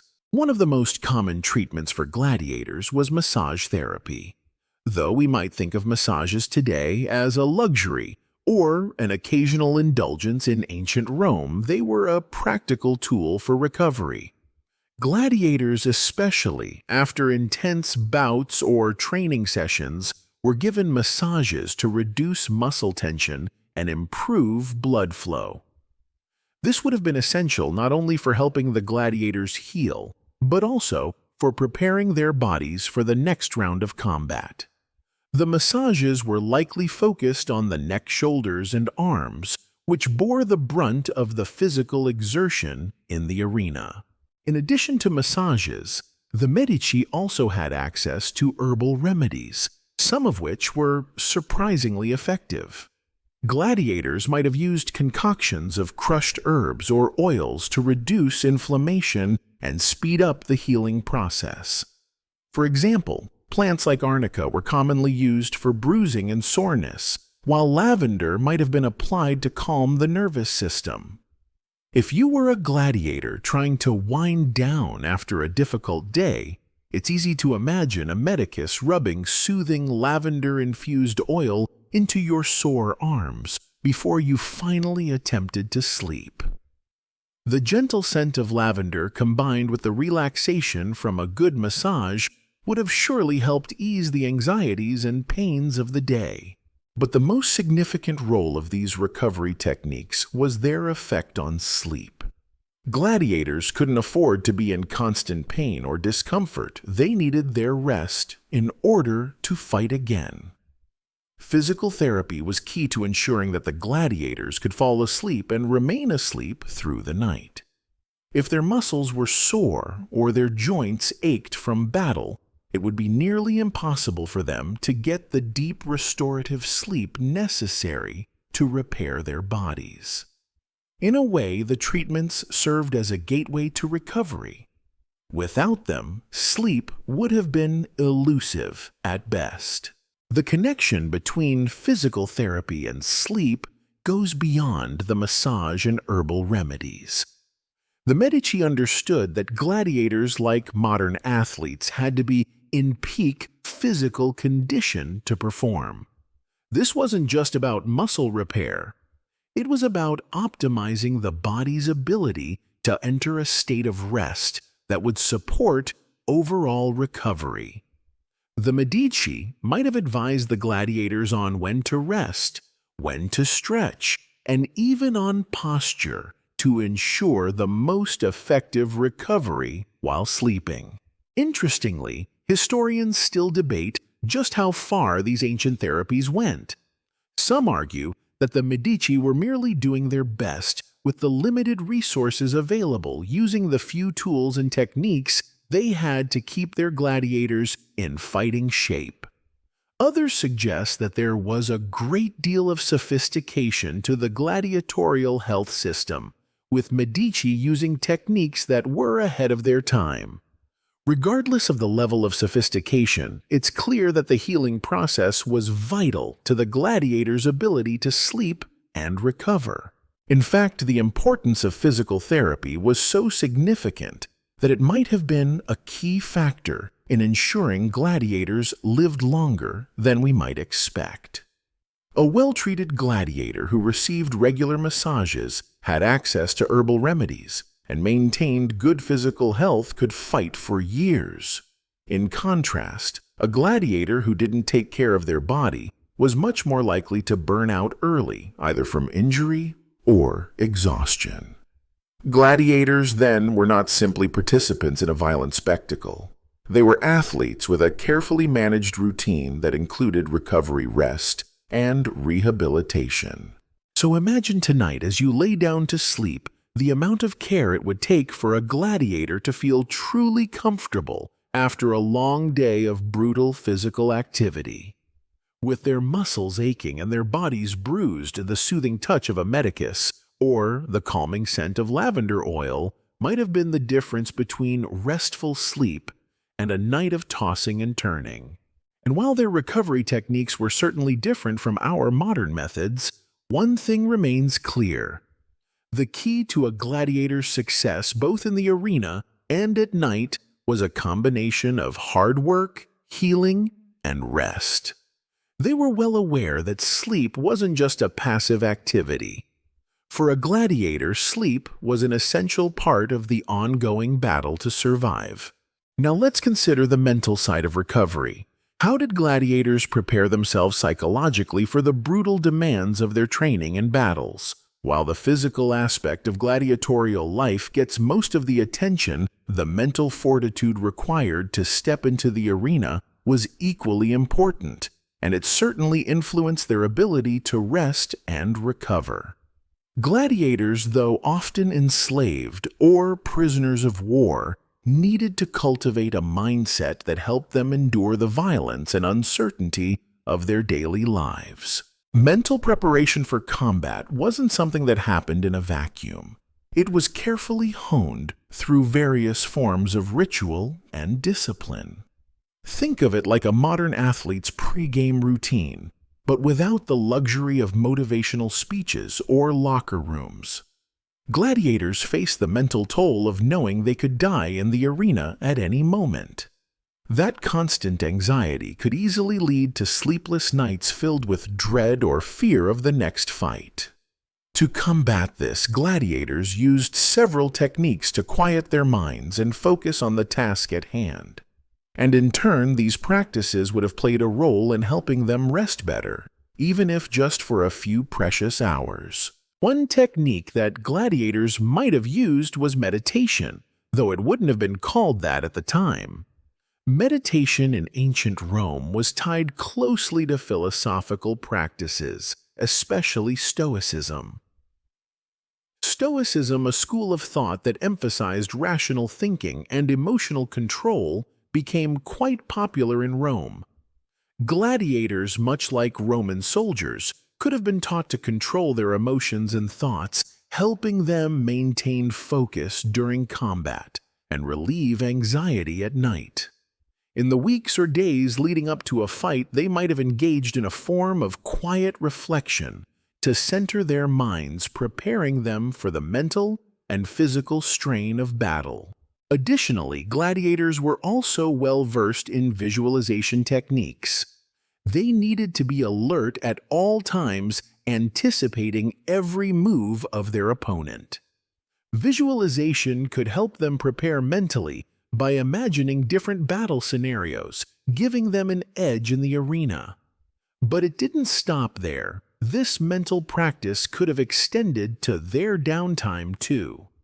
By envisioning themselves resting peacefully and recovering after a fight, gladiators could have helped ease their anxiety and improve their chances of sleeping deeply. It's not unlike modern athletes who use visualization to mentally prepare before an event to ensure a calm and focused state of mind when the time comes. Moreover, gladiators often formed strong bonds with their fellow fighters. This sense of camaraderie could provide a form of emotional support that helped ease their minds. Imagine a gladiator at the end of a long day sitting with comrades, sharing stories and discussing training or battles. These moments of connection could be a way to release built-up tension and offer comfort in a world of uncertainty. The psychological support of a close-knit group might have allowed gladiators to unwind and perhaps fall into a deeper, more restful sleep. In fact, some scholars suggest that the communal nature of gladiatorial life-sharing meals, training together, and caring for one another could have made the mental burden of their job easier to bear. Interestingly, historians still argue about how much the psychological toll of gladiatorial life affected their sleep patterns. Some suggest that the constant fear of death would have kept gladiators up at night, unable to relax fully, while others believe that the mental training and support systems they had in place could have helped ease that fear, allowing for better sleep. The truth likely lies somewhere in between. Gladiators would have been acutely aware of the dangers they faced, but their mental and emotional practices might have helped them better manage the psychological strain of their daily existence. One of the more surprising ways gladiators prepared mentally was through rituals that celebrated their warrior status. Some gladiators were treated like celebrities in their own right, adored by the crowds in the arena. They would have received cheers and adulation, something not many Roman citizens experienced. This attention, though, could have come with its own pressures, as maintaining their reputation in the arena was key to their survival. But the rituals surrounding their victories and status might have been used to help bolster their confidence. After a fight, a gladiator might have been honored in a small ceremony, reinforcing their value and boosting their morale. These moments of celebration could have provided an emotional recharge, making it easier to unwind and sleep after the exhilaration of combat. But not all gladiators received such luxuries. For those who were treated poorly or were not as skilled, life was much more difficult. The constant threat of injury or death, coupled with the knowledge that they were often viewed as mere property, could have led to intense mental distress. For these individuals, the mental preparation required to face another fight, let alone get a restful night's sleep, was undoubtedly harder. However, it's worth noting that in the Ludus system, even these gladiators might have been taught the art of controlling their thoughts and emotions as a way to survive in a world that offered no guarantees. As we move further into the gladiators' world, we begin to realize that sleep, rest, and recovery were not just physical concerns. They were psychological too. Gladiators had to mentally prepare themselves for the horrors of the arena, but they also had to find ways to mentally unwind, lest the anxiety and stress of their lives consume them. The rituals, meditation, visualization, and camaraderie that surrounded their lives provided a framework for coping with the pressures of being a gladiator, and ultimately a way to restore their bodies and minds during sleep. So as you prepare for sleep tonight, imagine yourself in the shoes of a gladiator. Not only would you need to care for your body physically, but you'd also need to clear your mind of the worries and fears that could make a peaceful night's rest impossible. Perhaps you might even take a moment to mentally prepare yourself for the challenges of tomorrow, just as the gladiators did so many centuries ago. At this point, we've explored the physical and mental techniques gladiators used to prepare for battle and rest. But what about their actual sleep environments? How did these warriors who lived under constant duress actually sleep? Was there a particular gladiator bed, or did they have specialized rooms to rest in after a long day of training? The answer may surprise you. Gladiators did not have luxury accommodations by any stretch of the imagination. However, their living spaces were far from what you might expect. Most gladiators lived in ludus-specialized schools or training camps, usually located near the arena where they fought. These ludus were purpose-built for their training housing and recovery needs, but they were far from being palatial accommodations. In fact, the living conditions were likely very austere. Gladiators slept in communal barracks, and their beds were typically made from basic materials. While the wealthy Romans may have enjoyed soft, cushioned beds, gladiators made do with little more than straw mats or thin bedding laid on the floor. These mats were sometimes stuffed with straw leaves or other rough materials, offering minimal comfort. Still, this was the bed that gladiators called home after a long day of combat and training. Though the bedding may have been sparse, the ludus was designed to provide the bare essentials for gladiators. In many cases, the barracks where they slept would have been located near the training facilities, making it easy to transition from practice to rest. The camp was not intended for comfort, but rather for functionality.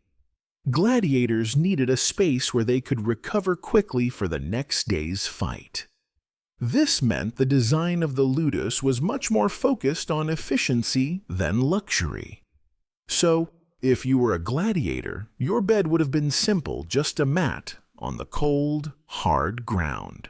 But here's where it gets interesting. While their beds were minimal, gladiators likely had access to certain elements that could have enhanced their rest even within such Spartan conditions.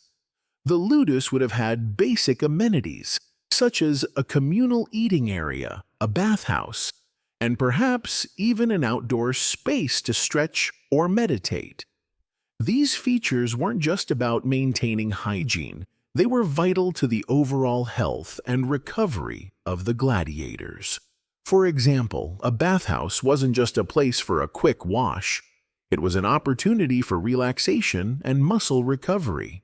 So after a long day of training, it's likely that gladiators would unwind in the steam room or take a dip in cold water to soothe their aching muscles. The communal aspect of the bathhouse also created a place for gladiators to share stories and strengthen their bonds, adding another layer to their emotional well-being. Despite these few comforts, it's likely that gladiators had a difficult time sleeping at times. They were in constant physical pain, and the noise of a crowded ludus could have been unsettling. With so many men living and training in close quarters, sleep might have been interrupted by noise chatter or the occasional scuffle. Historians still debate how much sleep gladiators actually got on a nightly basis. It's reasonable to assume that many gladiators struggled to sleep well due to their living conditions and the stress of their daily lives. After all, when you're constantly preparing for a fight to the death, sleep is not just a simple luxury, it's a struggle. Yet sleep was still essential. Without proper rest, a gladiator couldn't heal or recharge for the next day of training or battle. So, despite the less-than-ideal environment, gladiators had to find ways to create a space for rest amid the chaos. Whether that meant using earplugs, creating a more private sleeping area, or learning how to sleep amidst the noise and bustle, gladiators had to make do. They likely learned to block out distractions and focus on the task at hand, recovery. While many of us might take our beds for granted, comfy mattresses, soft pillows, and our own private spaces, imagine trying to sleep in the conditions of a gladiator. There were no quiet, dark rooms with fluffy duvets. There were no modern conveniences to help ease you into a deep sleep. Instead, gladiators had to rely on their physical and mental resilience to rest under the most challenging circumstances. Of course, not all gladiators lived in the same type of ludus. Wealthier gladiators, or those with higher status, might have enjoyed slightly better living conditions. Some of them were even housed in luxurious private quarters, complete with better beds and more personal space. These gladiators were often the ones who had gained some fame and attention in the arena, and as such they might have been treated with a bit more care and respect. These warriors likely had access to higher quality bedding, possibly even cushioned mats or blankets. Their rooms might have been slightly more private, allowing for a more restful night's sleep. But even these elite gladiators would have been subject to the same underlying pressures and fears that affected their comrades. The stress of combat would still weigh heavily on their minds, making it difficult to fully relax. One thing that most gladiators shared, regardless of their status, was a strict daily routine. Their days were scheduled around training meals, rest, and preparation for battle. As much as their bodies were honed for physical combat, their sleep habits were also important. Gladiators likely didn't have the luxury of sleeping in or taking naps whenever they wanted. Instead, they had to fit their rest into a carefully structured day, often rising early for training and going to bed early to ensure they got enough sleep before the next day's challenges. And yet, for all the challenges they faced, there was something to be said for the simple nature of their sleep. In a world filled with constant noise, tension, and uncertainty, their rest was grounded in the raw necessities of survival. They didn't have fancy sleep technologies or fancy sleep rituals, just the basics: a mat, some quiet time, and the hope that they would awaken ready to fight another day. So next time you tuck yourself into your comfortable bed, take a moment to appreciate the modern conveniences that help you fall asleep. Now imagine a gladiator in their sparse ludus, trying to rest in the chaos of their day-to-day life. Their sleep was not a simple act of comfort, it was part of their fight for survival. As we dive deeper into the life of a gladiator, it's time to explore an essential but often overlooked aspect of their lives: the recovery process after a fight. Gladiators weren't just fighting for survival in the arena, they were engaged in what could be considered a grueling cycle of combat rest and recovery. After each fight, there was a critical window of time during which their bodies needed to heal, replenish, and prepare for the next round of training or battle. But what did that recovery look like? How did a gladiator take care of themselves after a brutal contest? The aftermath of a gladiatorial fight was often marked by a flurry of activity aimed at addressing the immediate physical damage incurred in battle. You can imagine the scene: the arena is filled with dust, the roars of the crowd still echoing in the background, and a gladiator, bloodied and exhausted, stumbles off the sandy floor to be tended to by medical personnel. But this recovery process wasn't just about patching up visible wounds. Gladiators needed to recover their stamina, heal internal injuries, and cope with the bruises, cuts, and strains that came from a fight. Immediately following a match, gladiators were often taken to a medicus or a doctor who would assess their injuries.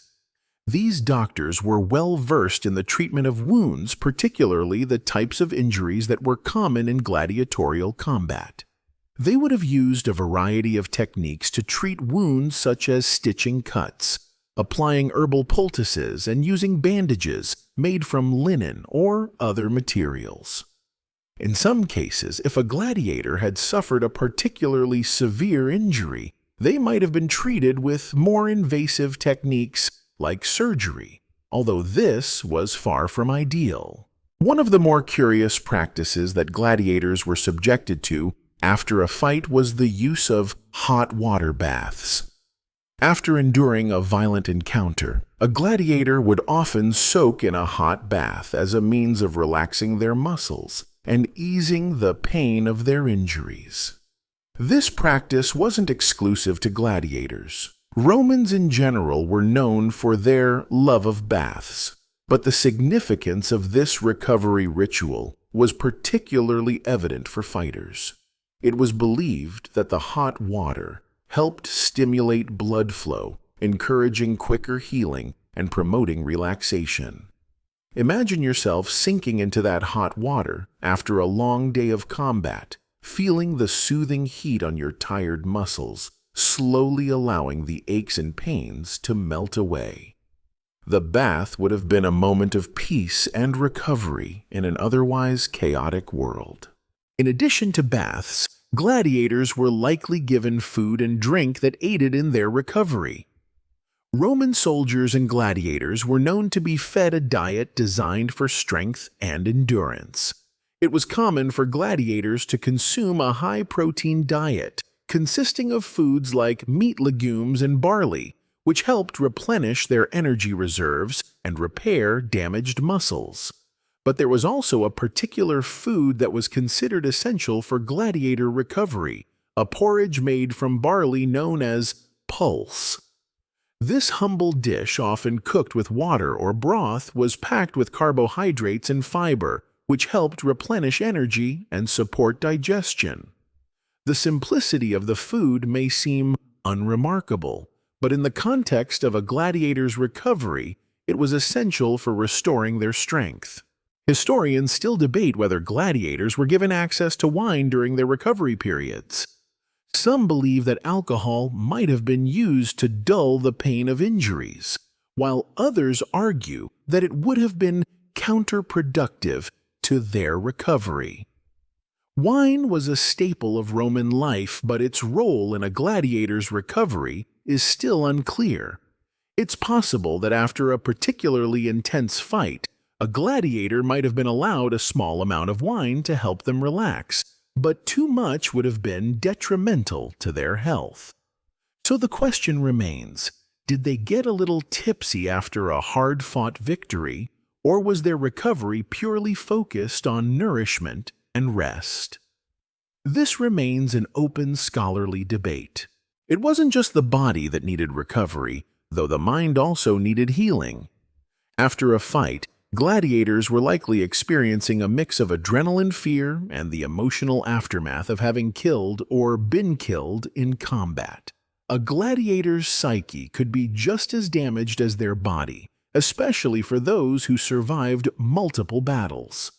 To help cope with these mental scars, gladiators might have relied on their fellow fighters for emotional support. The camaraderie they shared in the ludus, their sense of belonging, was essential to their mental recovery. Just as modern soldiers often seek out fellow veterans for support after combat, gladiators could have leaned on each other for comfort and solidarity. After a fight, they might have gathered together, reflecting on the battle, sharing stories, and in some cases consoling one another in moments of vulnerability. It's also possible that gladiators used meditation or other mental exercises to calm their minds.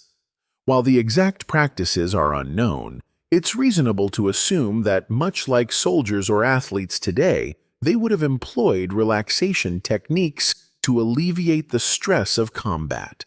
Ancient records suggest that some gladiators practiced mindfulness techniques, perhaps even using quiet moments to center their thoughts and calm their nerves. These mental exercises would have been just as crucial for recovery as the physical treatments they received. Perhaps one of the most surprising aspects of gladiator recovery was their ability to heal relatively quickly. While the brutality of the arena might suggest that gladiators would suffer long-term injuries, many recovered rapidly and returned to the arena within days or weeks of a fight.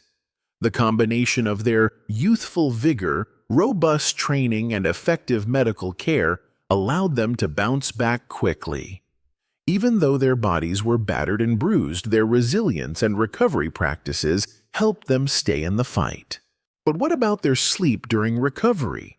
We've already discussed the importance of sleep for gladiators, but during the recovery period, sleep was doubly important. After each fight, gladiators needed to sleep to heal, both physically and mentally. The more intense the battle, the more sleep they needed to restore their bodies. Recovery sleep would likely have been the deepest, most restful sleep they experienced, allowing their bodies to repair themselves and prepare for the next grueling round of training or combat. Given the conditions in which they lived and the constant threat of danger, it's remarkable that gladiators were able to recover as well as they did. As you relax tonight, think of the gladiators.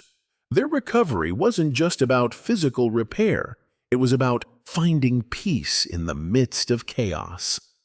Whether they soaked in hot water, shared a meal with comrades, or just closed their eyes for a much-needed rest, they found ways to heal both body and mind after the brutal demands of the arena. Now, let's explore another curious aspect of a gladiator's life: how they were prepared mentally for the arena.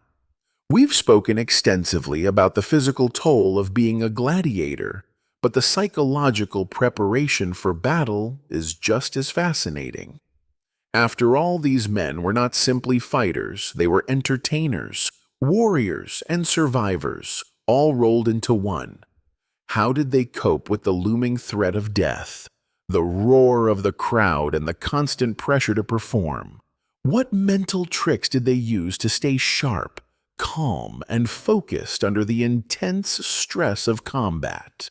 One of the most intriguing aspects of gladiatorial combat was its psychological nature.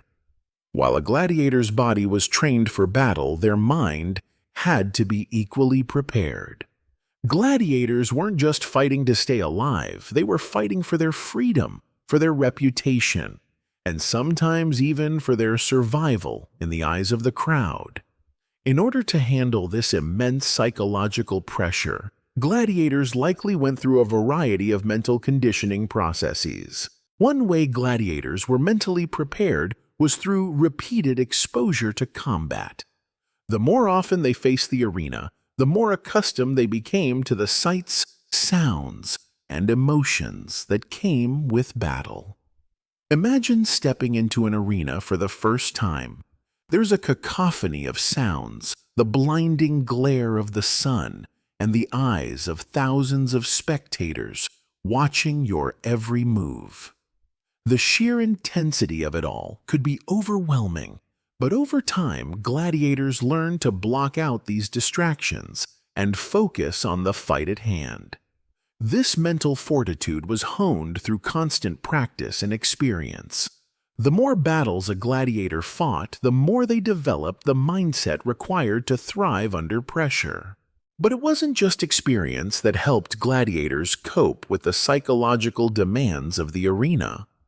There were also ritualistic practices designed to keep them grounded and focused.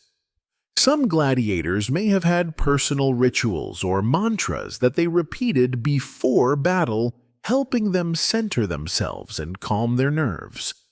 Others may have relied on their comrades for emotional support, creating a sense of camaraderie that helped them cope with the anxiety of the fight. The shared experience of training and fighting created a bond between gladiators that was essential for their mental well-being. Historians still debate whether gladiators received formal psychological training. Some argue that gladiators were simply thrown into the arena with little mental preparation, while others believed that there were trainers or mentors who provided guidance in mental conditioning. It's plausible that senior gladiators, those with more experience, took on the role of mentoring younger fighters, passing on not only physical skills, but also mental techniques for handling the stress of combat. Whether it was through informal peer support or more structured guidance, it's clear that gladiators had to develop resilience in order to face the trauma of their profession. But there's another layer to this psychological preparation that's often overlooked: the role of the crowd. Gladiators were not fighting in an isolated vacuum, they were performing in front of an audience. This meant that on top of the physical and mental strain of combat, gladiators also had to contend with the crowd's expectations and emotions. A gladiator's performance was not only about surviving, it was about entertaining. The roar of the crowd, the chants, the cheers, these could be as overwhelming as the fight itself. Some gladiators embraced the spectacle, using the crowd's energy to fuel their performance. Others might have struggled with the pressure of having to entertain while simultaneously fighting for their lives. This crowd dynamic could play a significant role in a gladiator's mental state. A fighter who was well loved by the audience may have felt emboldened by their admiration, while one who was less popular might have felt anxious or discouraged.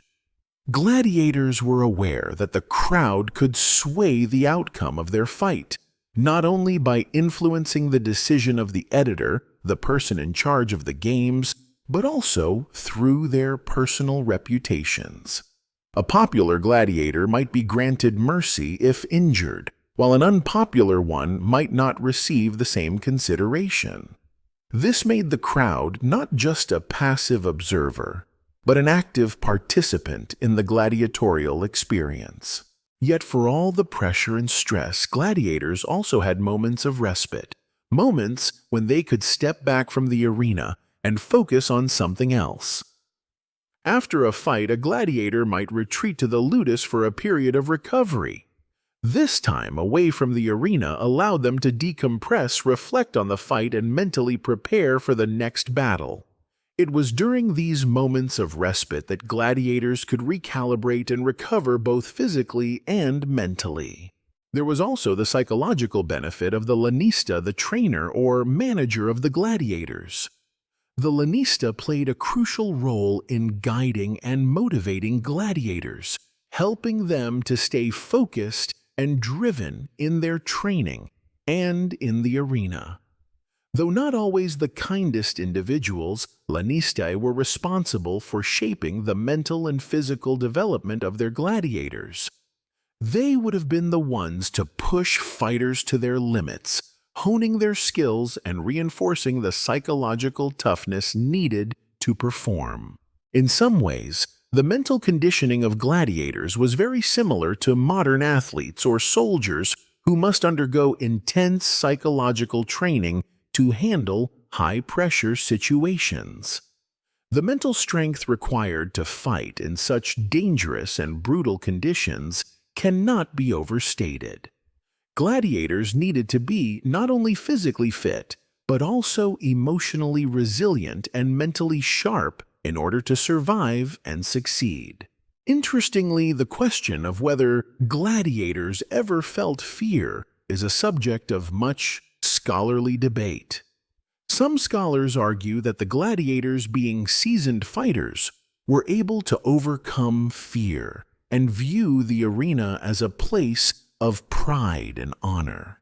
Others suggest that the fear of death never truly left them, that the adrenaline rush of combat was tinged with a constant awareness of the danger they faced. The truth, of course, is likely somewhere in between. Gladiators were human, and no matter how skilled or experienced they became, the fear of death likely lingered in the back of their minds. At the end of the day, gladiators were not simply mindless fighters. They were complex individuals who had to balance the physical demands of their profession with the psychological pressures it entailed. Their ability to perform in the arena was not just about strength, but about mental resilience, the ability to face each battle, not just with skill, but with the unshakable mindset required to survive. As you drift into sleep tonight, think of those gladiators stepping onto the sands of the arena, knowing they were not only fighting with their bodies, but with their minds as well. What must it have been like to stand before an eager crowd, knowing that your next move could mean life or death, and yet they did it over and over again, finding ways to conquer their fears and emerge victorious mentally and physically in the arena of life? By now, you've gotten a good sense of what gladiators went through, both physically and mentally. But there's one more crucial piece to the puzzle that we need to explore: the social and cultural significance of the gladiatorial games. Beyond being fighters, gladiators were also products of their society, woven into the fabric of Roman entertainment, politics, and social structure. Their lives and performances were not just personal struggles for survival, they were part of a larger cultural phenomenon. The games themselves, as brutal and intense as they were, held deep meaning in Roman society. So let's take a step back and explore the role of gladiators in the public imagination, their relationship with the state, and the cultural forces that shaped their world. The gladiatorial games were not just spectacles of blood and violence. They were a way for the Roman elite to show power, to maintain control, and to connect with the public. The games were used as political tools by Roman politicians and emperors who wanted to curry favor with the masses. Gladiators were often employed as instruments of public display, serving as symbols of Roman strength and discipline. These public events could be held for a variety of reasons: to honor a military victory, to commemorate a political event, or simply to appease the masses. The more spectacular the games, the greater the glory for the person who sponsored them. One of the key purposes of the games was to demonstrate Roman virtue and values, particularly the virtues of bravery, endurance, and sacrifice. Gladiators, by fighting to the death in the arena, symbolized these values in a very direct way.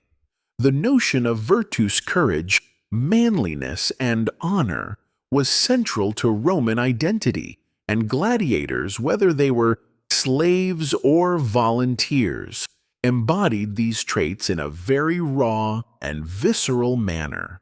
Gladiators were revered for their courage and strength qualities that were highly admired in Roman society, even if their role as slaves or prisoners of war made their position complex. Yet the gladiators themselves were often seen as something of a paradox.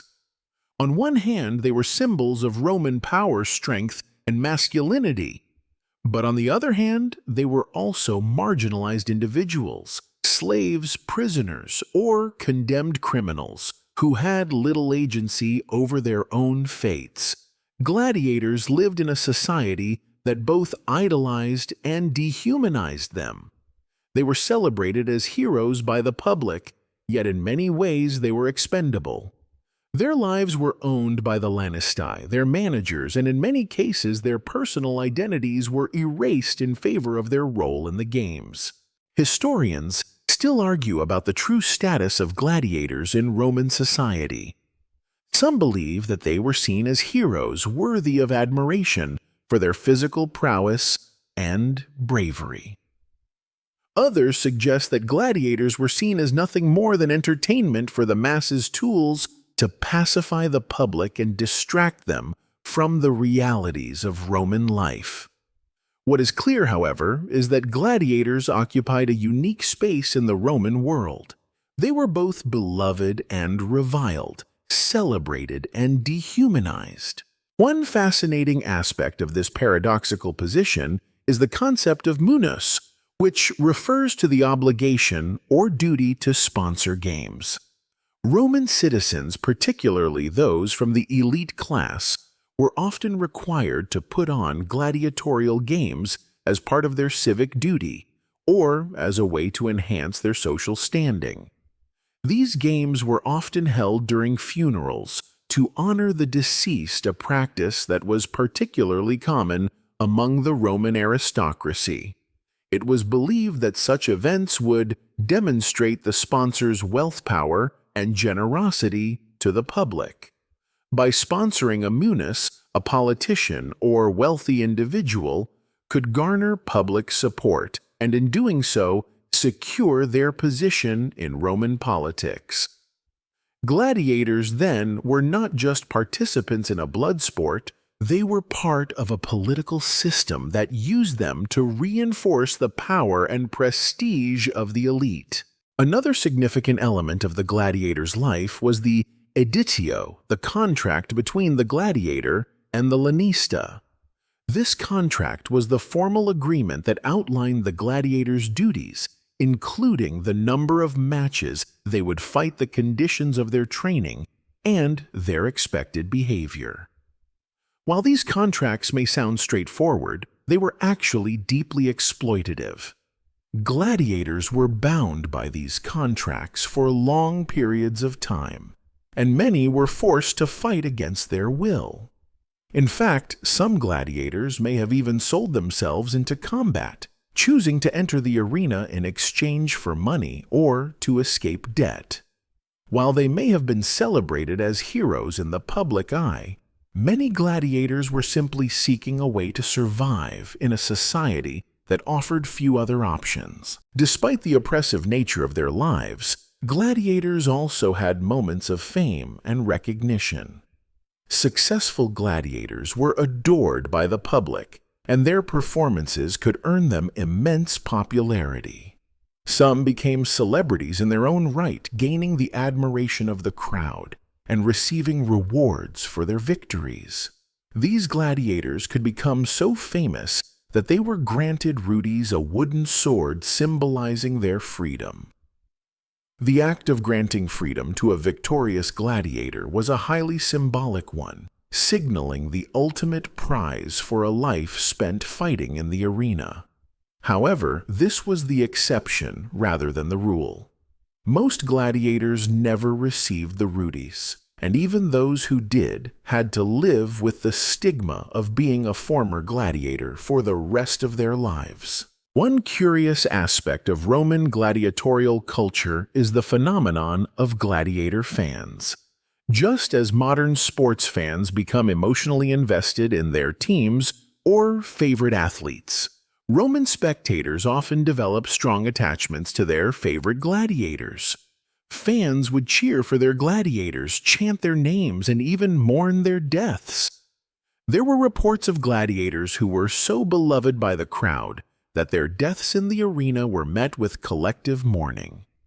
The connection between gladiator and fan was powerful. Gladiators were not just fighters, but personalities, and their performances were an essential part of Roman entertainment. The gladiatorial games, despite their brutality, were an integral part of Roman culture. They offered a glimpse into the complexities of Roman society, from the entertainment-driven masses to the political elite who used the games to enhance their power. Gladiators, for all their pain and suffering, were central to this world, a world where strength, skill, and sacrifice were on full display. Their role in Roman society wasn't just that of a fighter, but of a symbol of both the glory and the cost of empire. As you relax tonight, remember the gladiators. For them, every fight was a performance, a dance of life and death, and a moment of fleeting fame in a world that often overlooked the sacrifices they made. Though they lived in a world of danger, they also lived in a world of spectators, where their courage was celebrated and their deaths mourned. Their legacy, despite the bloodshed, was one of strength, endurance, and the power of the human spirit to survive even the most brutal of trials. At this point in our journey, you've seen the gladiators in the arena, under the scrutinizing eyes of the crowd, and bound by contracts and expectations. But there's still so much more to uncover. Gladiators, as you can imagine, didn't just fight in the arena they trained, they lived and they interacted with other people, each aspect of their existence influencing their experience. So let's take a moment to delve into what gladiators' daily routines looked like. How did they spend their time when they weren't fighting, and what kind of environment did they live in? From training regimens to the bonds they forged with each other. The life of a gladiator was far more nuanced than we might assume. First things first, it's important to understand that the ludus or gladiator school wasn't your average place of training. It was a world unto itself, a small microcosm of Roman society, where gladiators trained, ate, slept, and sometimes formed the most unlikely of friendships. The ludus could be a harsh environment, but it was also one where gladiators found solidarity. Gladiators often came from diverse backgrounds, slaves, prisoners of war, and volunteers, but in the ludus they shared a common purpose. They were united by their goal to survive, and if lucky, to become a popular and skilled fighter. Historians are still divided on how exactly gladiators were treated in the ludus. Some suggest that it was a brutal place where gladiators were pushed to their physical limits, forced to train day in and day out without respite. Others, however, believe that there were some elements of camaraderie and care. Gladiators were, after all, valuable commodities to the lanistae, and a well-maintained fighter was more likely to draw the attention of the crowd and earn money. Some ludus may have had more lenient trainers who treated the gladiators with respect, providing them with rest and proper care to ensure they remained in fighting shape. Regardless of the approach, one thing was certain: training was grueling, and the threat of injury or death was always looming. The training itself was intense, as you might expect. Gladiators had to become experts in various forms of combat, and their training often mirrored the style of their assigned gladiatorial type. The Murmillo, for example, trained with a large heavy sword and a shield, while the Retiarius used a net and a trident. Gladiators didn't just learn how to wield weapons. They also practiced strategy and footwork, learning how to read their opponents and anticipate their moves. Their training was structured with mock battles and full-contact sparring. It wasn't just about strength, it was about finesse timing and the ability to adapt in the heat of the moment. Despite the harshness of their training, there was some room for leisure in a gladiator's day. After a long day of practice, gladiators were allowed some time to unwind.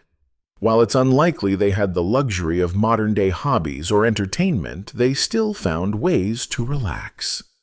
Some gladiators might have socialized with fellow fighters, telling stories of past battles or sharing experiences. Others might have spent time in solitary reflection, especially after a particularly grueling day of training. A gladiator's time off was in many ways a brief escape from the brutality of their profession. But it wasn't just about downtime. Gladiators also had to eat, and their diet was a crucial part of their physical regimen. Gladiators, despite being often thought of as mere muscle-bound warriors, had a surprisingly sophisticated approach to nutrition.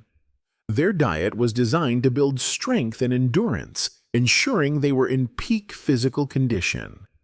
Gladiators consumed a diet rich in carbohydrates, which provided them with the energy needed for their rigorous training.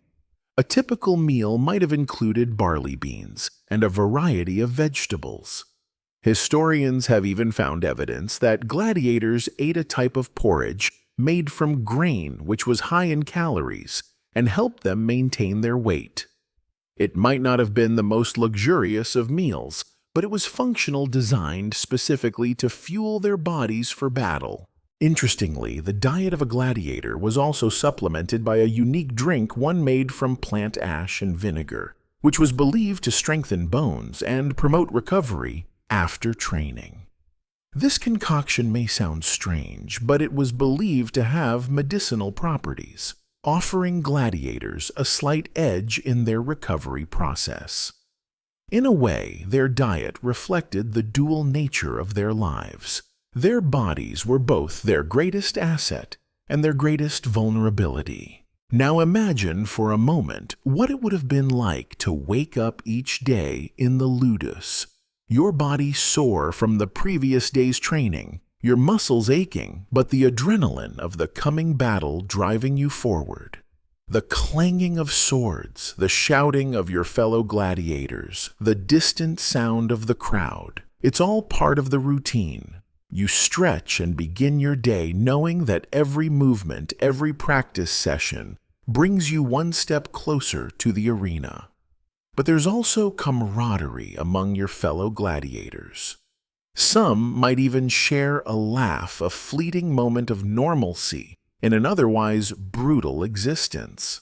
The ludus was a place of intense physical preparation, but it was also a place where the bonds formed between gladiators were vital for their mental health.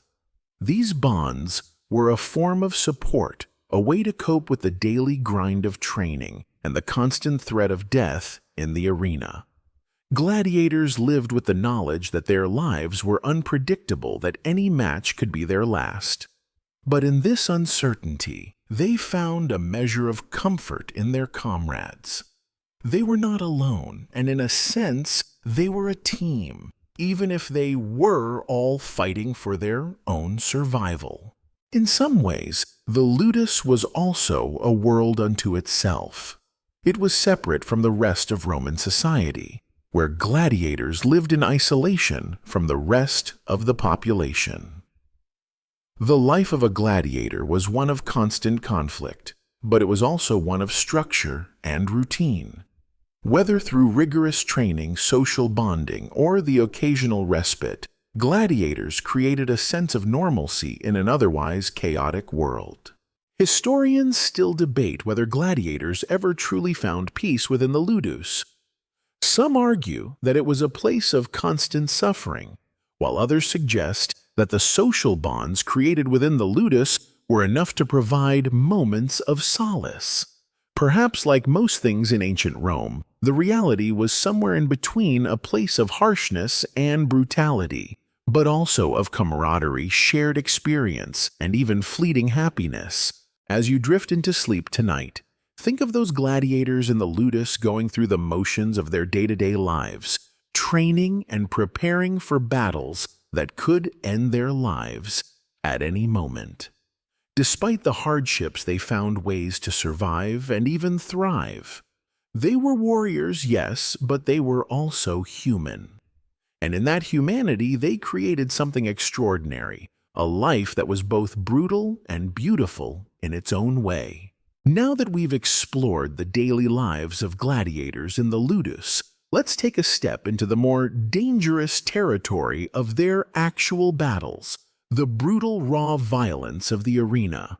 But don't be alarmed. The point here isn't to shock or horrify you, but to give you a deeper understanding of what gladiators endured when the gates of the arena opened and they faced their fate. The arena wasn't just a place for bloodshed. It was a carefully constructed space for spectacle, pageantry, and even performance. Gladiators weren't just fighting for survival, they were also performing for an audience, and this added a whole new layer to their already harrowing experiences. In a way, every fight was as much about public entertainment as it was about personal endurance. When gladiators stepped into the arena, they were stepping into a world that was bigger than themselves. The sand beneath their feet, the roar of the crowd, the blinding sunlight, everything was designed to create an atmosphere of spectacle. The games were put on for the masses, and every detail was choreographed to some degree to maximize drama and entertainment. Gladiators were expected to engage in combat that wasn't just physically demanding but visually stimulating. Spectators came not only to watch the fight but to witness an event, something that played out like a story. The fights weren't always to the death, but the threat of death was ever present. In fact, some gladiators would have been quite familiar with the concept of sparing, a term that referred to the act of showing mercy, whether by the victorious gladiator or, more often, by the editor of the games. The editor, typically a politician or wealthy individual who sponsored the games, had the final say in whether a defeated gladiator would be spared or killed. The audience's reaction also played a significant role in this decision. If the crowd was particularly vocal in their disapproval of a gladiator's performance, or they called for the death of a particular fighter, the editor would often comply, leading to a brutal and unforgiving end for the losing combatant. However, contrary to popular belief, not every match ended in death. Many gladiators survived multiple bouts, and there were even reports of gladiators who fought in dozens, if not hundreds of games before they were finally killed. The idea of a gladiator surviving long enough to become a champion, celebrated and revered by the masses, was a tantalizing one. But the odds of survival were slim. And even if a gladiator was spared once, there was always the threat of death hanging over their head in future contests. One of the most fascinating aspects of the gladiatorial combat was the role of the editor, the person who organized the games. The editor was essentially in charge of the narrative of the spectacle, deciding which gladiators fought, which battles, how long the combat would last, and how it would unfold. The editor had a significant influence on the entire event. For example, some fights were designed to be dramatic and climactic, with one gladiator being given a clear advantage to make the fight more exciting. Others were meant to be more balanced, with both fighters having equal chances of victory. The editor's goal was always to create a spectacle that would engage the crowd, and that meant controlling the ebb and flow of the battle. Another aspect of gladiatorial combat that's often overlooked is the use of special effects to enhance the drama. Yes, in ancient Rome, there were even staged elements to the games that added to the sense of spectacle. In some cases, wild animals were brought into the arena to fight gladiators, a practice known as venaciones. These animals, such as lions, tigers, and even crocodiles, were pitted against gladiators in a dramatic show of skill and survival. These animal hunts were a way to showcase the gladiators' bravery, as they had to battle not only each other, but also the ferocity of wild beasts. In a sense, gladiators were also performing in a high-stakes circus, where they were both athletes and entertainers, battling both each other and the very forces of nature. The use of animals in the arena was also part of a larger Roman obsession with power and control over the natural world. By pitting trained fighters against wild beasts, the Romans demonstrated their ability to tame and control even the most dangerous creatures. Gladiators, in turn, were forced to confront this symbol of Roman supremacy in each battle, adding yet another layer of complexity to their role in the arena. Despite the violence and danger inherent in the gladiatorial games, gladiators were not just mindless fighters. They were skilled performers. Each fight was a performance in its own right, where the gladiators' actions, movements, and gestures were all carefully crafted to elicit the desired response from the crowd. The crowd played a vital role in shaping the outcome of each fight. If a gladiator performed well, showing bravery, skill, and endurance, the crowd would roar with approval, and this could influence whether or not the defeated gladiator would be granted mercy. A poorly executed performance, on the other hand, could lead to a brutal death. The pressure on the gladiator to perform in front of such a large audience was immense, and the psychological toll of this constant scrutiny cannot be overstated.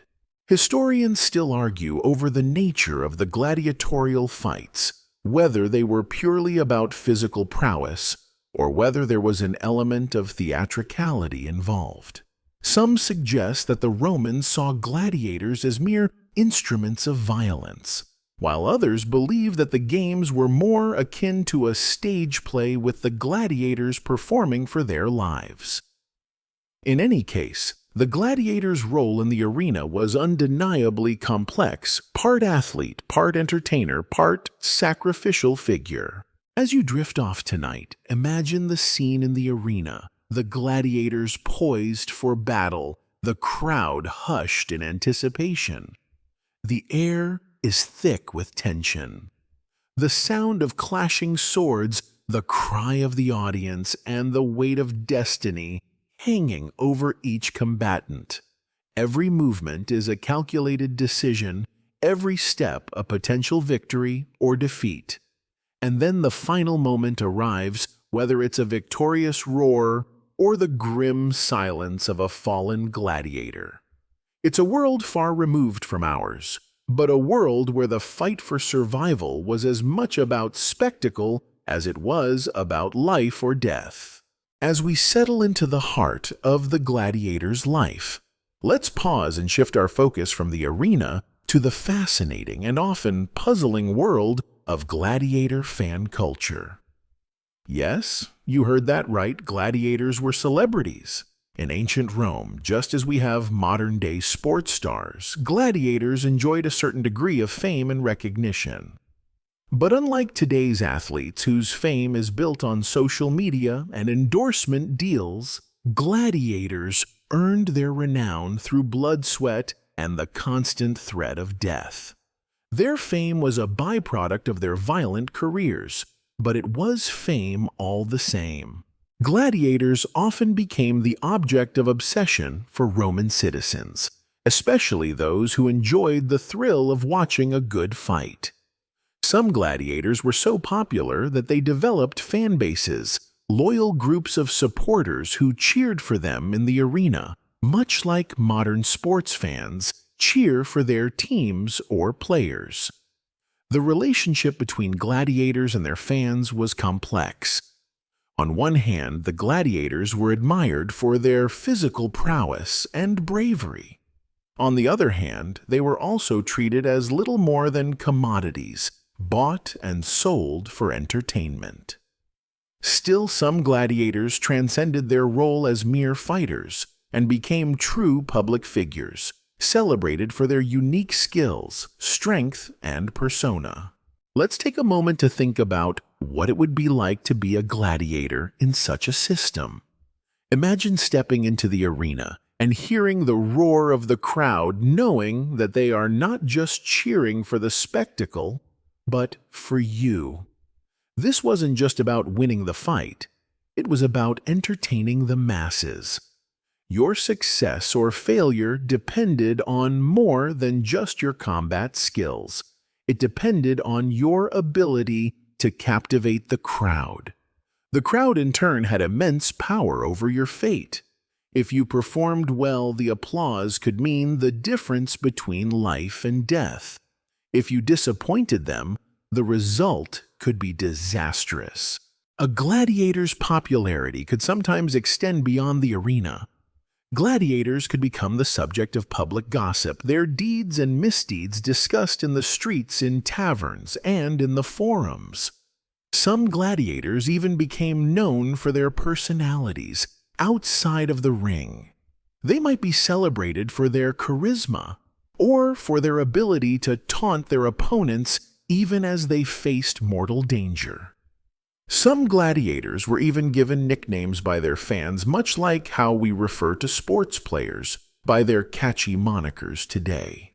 For example, a gladiator with a distinctive fighting style or weapon might be called the Lion or the Thunderbolt. This was part of the spectacle of gladiatorial combat. Each fighter was not just a warrior, but a larger-than-life character with a backstory and a reputation to uphold. But not all gladiators were treated equally, of course. The most famous gladiators, those who won, often fought with great skill and captured the imagination of the public, became heroes. Their names were known far and wide, and they were often showered with gifts, money, and even the opportunity to retire. Some gladiators managed to parlay their fame into post-retirement success. Others, however, faded into obscurity, their names lost to history. The differences in fortune among gladiators highlight the precariousness of their lives. For every famed champion, there were countless others who fought and died without ever achieving lasting recognition. Historians still debate how gladiators perceived their fame. Some suggest that they took pride in their recognition and enjoyed the adulation of the crowd. Others believe that the constant pressure to perform, combined with the ever-present threat of death, made such fame bittersweet. To be adored by the masses one moment and condemned to death the next must have been an emotional roller coaster. Still, the idea that gladiators were seen as celebrities in their own right is an undeniable part of their story. One fascinating part of gladiator fame was the phenomenon of the gladiatorial oath. Gladiators swore allegiance to their lanista, their trainer and manager, but they also took a kind of public vow that bound them to their role. This oath wasn't just about their commitment to training and fighting. It was about maintaining their public image. Gladiators, especially the famous ones, were expected to uphold a certain standard of conduct both in and out of the arena. They were not just fighters, they were entertainers expected to play their part in the grand performance that was the gladiatorial games. On top of all this, there were the gladiator fan clubs, groups of loyal followers who supported their favorite fighters both financially and emotionally. These fan clubs could be surprisingly powerful. Gladiators could receive gifts, money, and even lavish homes from their supporters. This phenomenon wasn't entirely dissimilar to how modern athletes might engage with their fans. The difference, however, was that these fan clubs didn't just cheer from the sidelines. They actively participated in the gladiator's rise to fame, shaping his image and reputation, much like how celebrity managers and agents work today. These fan clubs also sometimes influence the gladiator's fate. If a gladiator had a particularly devoted following, they might lobby for the fighter's life to be spared after a defeat. In fact, some accounts suggest that the crowd's reaction could influence the editor's decision to grant mercy to a defeated gladiator. A gladiator who was loved by the masses might be spared even if they had been badly injured. In contrast, a gladiator who was disliked or who had disappointed the crowd might find themselves condemned regardless of how well they fought. Think about this. You as a gladiator are not just battling for your life. You're battling to become a public figure, one whose success and survival are dependent not just on your skills, but on your ability to perform for the audience. Every swing of your sword, every step you take in the arena is part of a larger performance. And while your fate is ultimately in the hands of the editor, the crowd's reaction could make all the difference. It's a high-stakes, high-pressure existence where every move you make counts and where fame is as fleeting as the next battle. Historians still argue over the true nature of gladiatorial fame. Were gladiators truly treated like celebrities, or were they merely commodities to be used up and discarded? Some suggest that the adoration of the crowd was real, while others believe that the gladiators' popularity was merely an illusion designed to keep the masses entertained. But regardless of the truth, the image of the gladiator as a figure of fame and fortune persists, and it's a fascinating element of their story that deserves recognition. As you rest tonight, think of these gladiators fighting not just for survival, but for their place in history. Their fame, whether genuine or fleeting, was a testament to their skill, bravery, and the sheer force of their will. They were not just fighters, they were performers, athletes, and in some ways, celebrities. Their names and their stories have lasted centuries, immortalized in the annals of history, just as the most famous athletes are remembered today. As we reflect on the complex lives of gladiators, let's take a moment to examine the harsh realities they faced during their post-gladiatorial years, assuming they survived the arena. Imagine you fought countless battles, survived the blood-soaked sand of the arena, and now, against the odds, you're given the chance to retire. But what happens when the audience no longer cheers for you? What happens when you no longer carry the weight of the gladiator's fame? This transition from gladiator to civilian was not an easy one. For many, it was a quiet and difficult life, one that didn't always live up to the glory they had once experienced in the arena. Gladiators, especially those who had spent years in the ludus and fought in multiple games, were often scarred physically and mentally. Many gladiators who survived the arena were left with permanent injuries, broken bones, missing limbs, and disfigurements that made it difficult to reintegrate into society. They had spent years training for a singular purpose to fight. Now, without that focus, without the adrenaline of battle, they had to find a new role in a society that viewed them as little more than violent entertainers. For some, retirement meant becoming a meridiani, a kind of freelance fighter who might be hired to participate in smaller private events. This was often less glamorous than the grand spectacles they had participated in during their peak. But for others, the idea of living quietly away from the crowds and the violence was more appealing. They could settle into a quieter life, perhaps in a small town or village, trying to leave behind the blood-stained world they had once been a part of. But even here, their past could be a constant reminder of the fame and fortune they had once enjoyed. Historians still debate how these retired gladiators viewed their own pasts. Some suggest that the transition was difficult, and that many gladiators struggled to adapt to civilian life after the adrenaline-fueled days in the arena. Others argue that gladiators, particularly those who survived numerous bouts, may have found a sense of pride and achievement in their survival, even if their lives afterward were more mundane. It's unclear whether they felt relief or resentment when their gladiatorial days came to an end. What is clear, however, is that their experiences shaped them in ways that we can only begin to understand. But retirement wasn't the end for all gladiators. Some went on to become lanista managers of new gladiators. They knew the ins and outs of the gladiatorial world better than anyone, and could use their experience to train the next generation of fighters. Being a lanista came with a certain level of respect and influence, as these individuals were responsible for shaping the careers of gladiators who would go on to fight in the arena. In many ways, it allowed retired gladiators to continue being a part of the world they had once dominated, albeit in a more managerial and less physical capacity. Becoming a lanista could also offer a degree of wealth.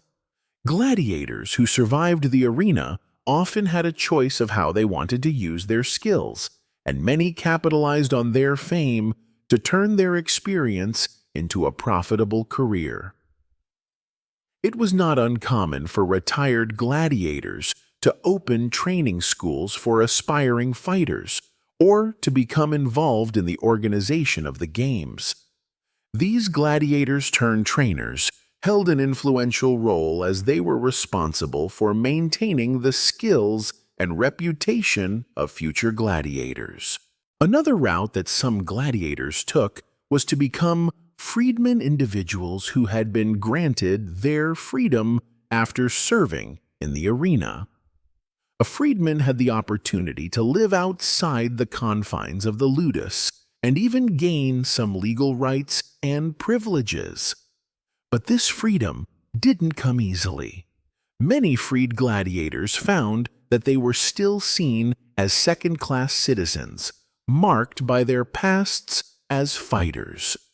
They were still treated as somewhat lower than other free citizens, and their former lives often defined them in the eyes of others. It was a life of limited opportunities, and even though they were no longer slaves, they still carried the stigma of being former gladiators. In some rare cases, a gladiator could achieve the ultimate prize, a pension. The Roman government occasionally rewarded victorious gladiators with an official stipend or land. These pensions were given as a reward for long and distinguished service, but they were not common, and very few gladiators achieved this level of success. For the lucky ones who did receive a pension, it meant a life of relative comfort after years of suffering in the arena. Retirement for a gladiator, whether as a trainer, a lanista, or a freedman, wasn't an easy transition, but it did represent a way out of the endless cycle of violence in the arena.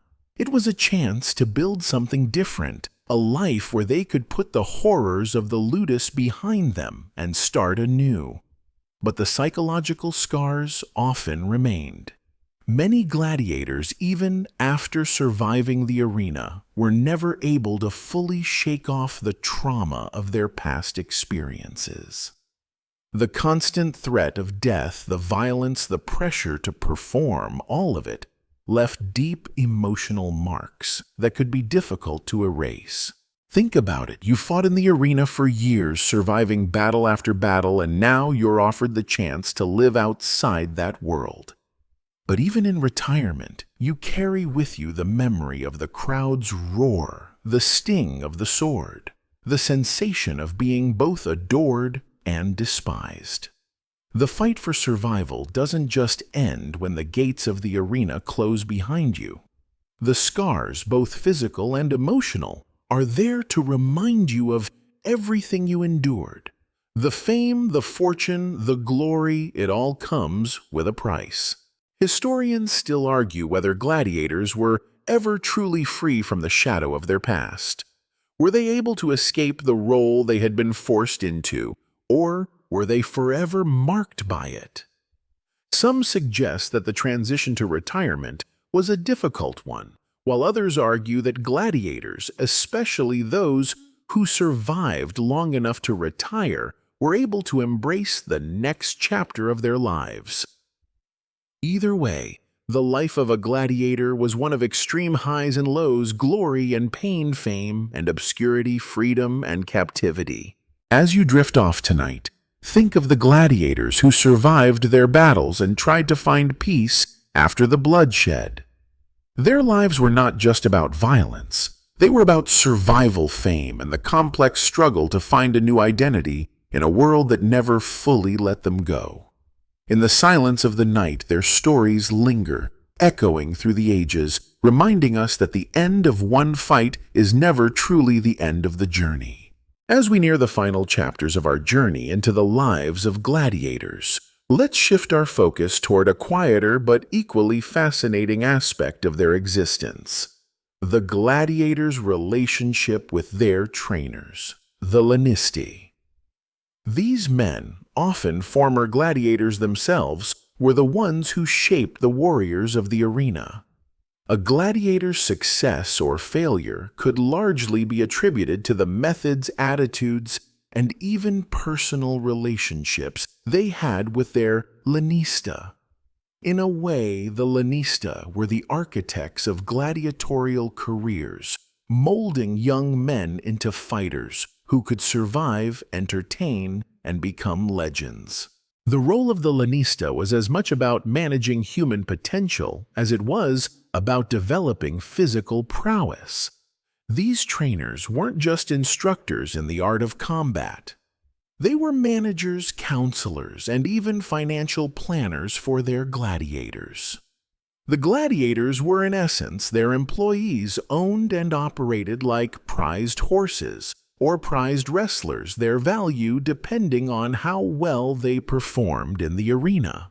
But the relationship between Laniste and gladiators wasn't merely transactional. While it could be exploitative at times, there was also a complex bond formed in the training halls. It was not uncommon for Laniste to take a personal interest in the lives of their gladiators, often training them for years, witnessing their growth, and sometimes even feeling protective over them.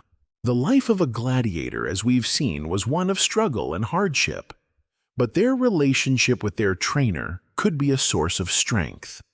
A lanista was, in many ways, a mentor teaching fighters not just how to wield a sword, but also how to navigate the psychological battlefield of the arena. Gladiators often faced not only physical challenges, but also psychological ones. How to handle the stress of fighting for their lives, how to maintain a sense of pride while being treated as mere commodities. A skilled lanista knew how to keep their fighters focused and mentally tough, which was just as important as physical training. In fact, the best laniste were known to be brilliant strategists. They were experts in identifying the strengths and weaknesses of their fighters and training them accordingly. Some gladiators were trained to be quick and agile, using speed to outmaneuver their opponents. Others were taught to be more defensive, with heavy armor and shields that could withstand powerful blows. The lanista knew how to match these fighters with appropriate opponents in the arena, ensuring that the gladiator had a chance to win. This meticulous planning was often the difference between life and death in the arena. But the relationship between the gladiator and the lanista was not always straightforward. In fact, it could be quite complicated. The lanista was the one who owned the gladiator, and while there was often an element of camaraderie and respect between the two, there was also the ever-present reality that the gladiator was ultimately property. This power dynamic often led to tension, and while some gladiators formed close bonds with their trainers, others resented the control the lanista had over their lives. Moreover, the lanista was also responsible for managing the finances of the gladiatorial school, or ludus. Gladiators weren't just warriors, they were investments. A lanista could make a fortune off the training and eventual battles of their gladiators, selling their services to rich patrons who were willing to pay top dollar for a skilled fighter. This created a business model around the gladiators, and the lanista played a central role in ensuring that the gladiators performed at their best. But this didn't always make for the most humane environment. Many gladiators were treated as little more than assets to be used with little regard for their well-being. However, there were instances where laniste were genuinely invested in the welfare of their fighters. It's important to note that not all laniste were brutal or greedy. Some were noted for treating their gladiators with respect and providing them with adequate training food and shelter. In a world where gladiators were often treated as expendable, these laniste were the exception rather than the rule. It's worth noting that the role of a lanista could be filled by a variety of individuals. Some lanista were former gladiators themselves, having retired from the arena and turned to training the next generation of fighters. Others, however, were simply businessmen interested in profiting off the gladiatorial games. It's clear that there was a spectrum of laniste personalities, from those who cared deeply for their fighters to those who saw them as nothing more than products to be sold. Historians still debate whether the laniste were more like coaches or exploitative businessmen. Some argue that while the gladiators were ultimately at the mercy of their trainers, the lanista could provide a sense of purpose and structure in their often chaotic lives.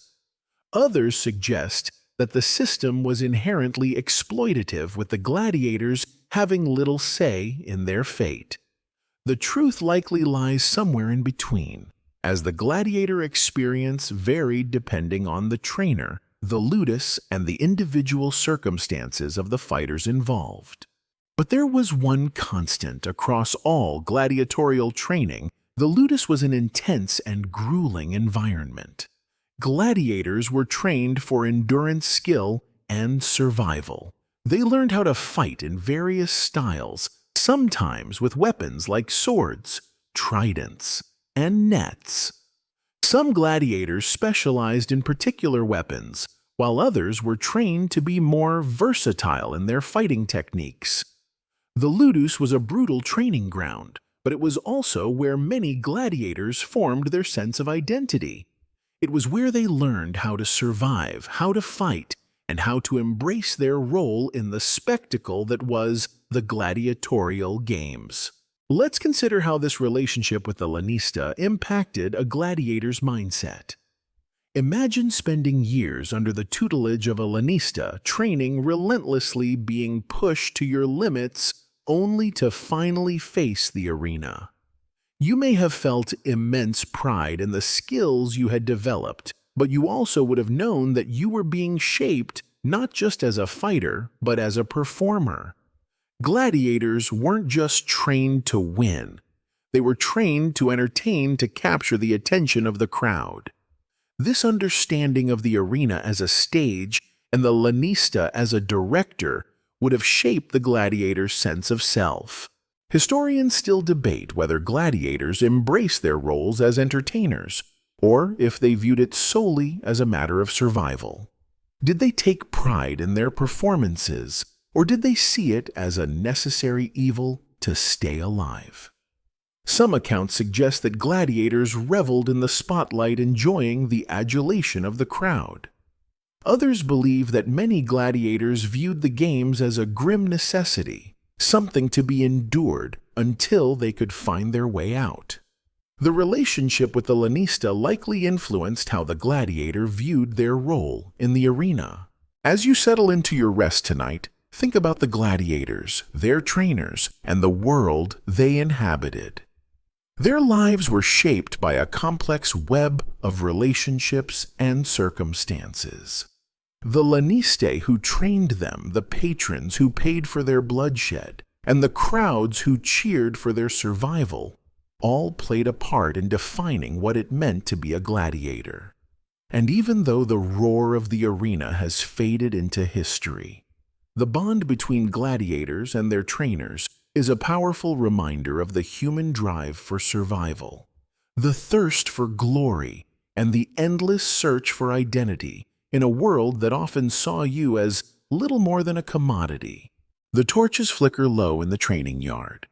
You lie on a straw-stuffed pallet that's just stiff enough to remind you you're still alive. Outside, someone sharpens a blade, the sound scratching against your brain like a reminder. Dawn comes fast, and with it, another day of pain practice and possibly applause. But tonight, something's different, because tonight you're finally eligible for something that makes even hardened veterans whisper with longing: freedom. Or at least something tantalizingly close. You've survived enough fights, won enough favor, and earned enough coin to be considered for manumission, the release from bondage. Not every gladiator gets this far. Many don't even make it past their first fight.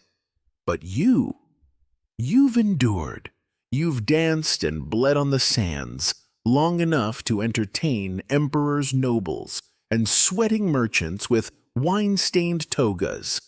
And now, for the first time in your life, there's a sliver of control waiting on the other side of tomorrow. The pathway to freedom wasn't always simple, of course. Roman law allowed for manumission in a variety of forms, but the most coveted among gladiators was Rudes, the symbolic wooden sword presented to those who had earned their release through valor.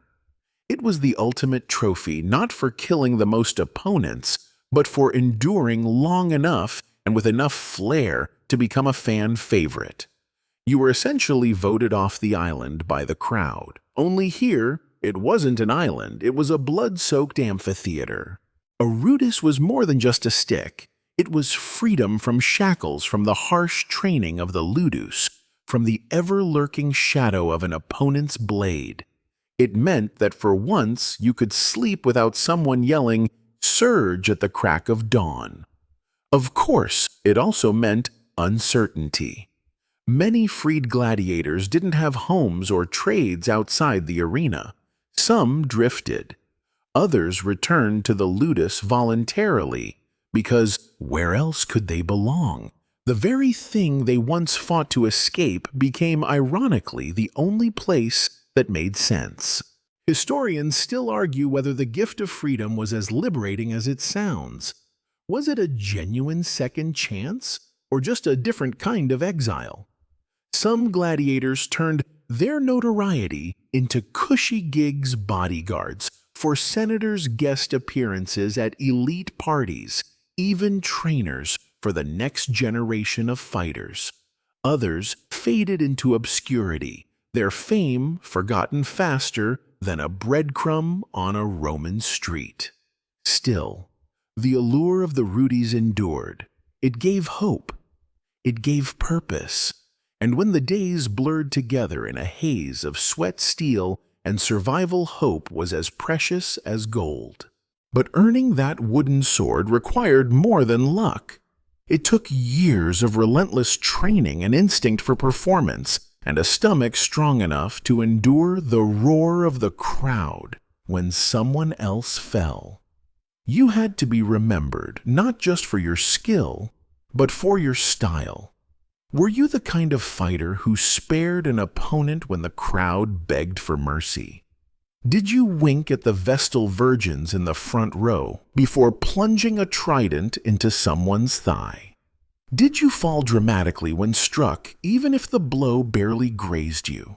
In the theater of Roman bloodsport, the audience didn't just want winners. They wanted stories.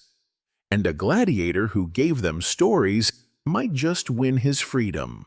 Of course, some gladiators were freed not for their performances, but for political reasons. A patron might grant freedom to curry favor with the public, or to show off their generosity during a holiday. There were even cases where gladiators bought their own freedom with peculium, the money they earned from prize winnings or gifts. Think of it, you the former prisoner, now bartering with your lanista, like a savvy investor negotiating stock options. Rome was nothing if not ironic, but not all freedom came with fanfare. Some gladiators were quietly dismissed from service due to age or injury. No rudis, no ceremony, just a nod and a door. And while being cut from the roster might seem like a relief, it often came with no support or resources.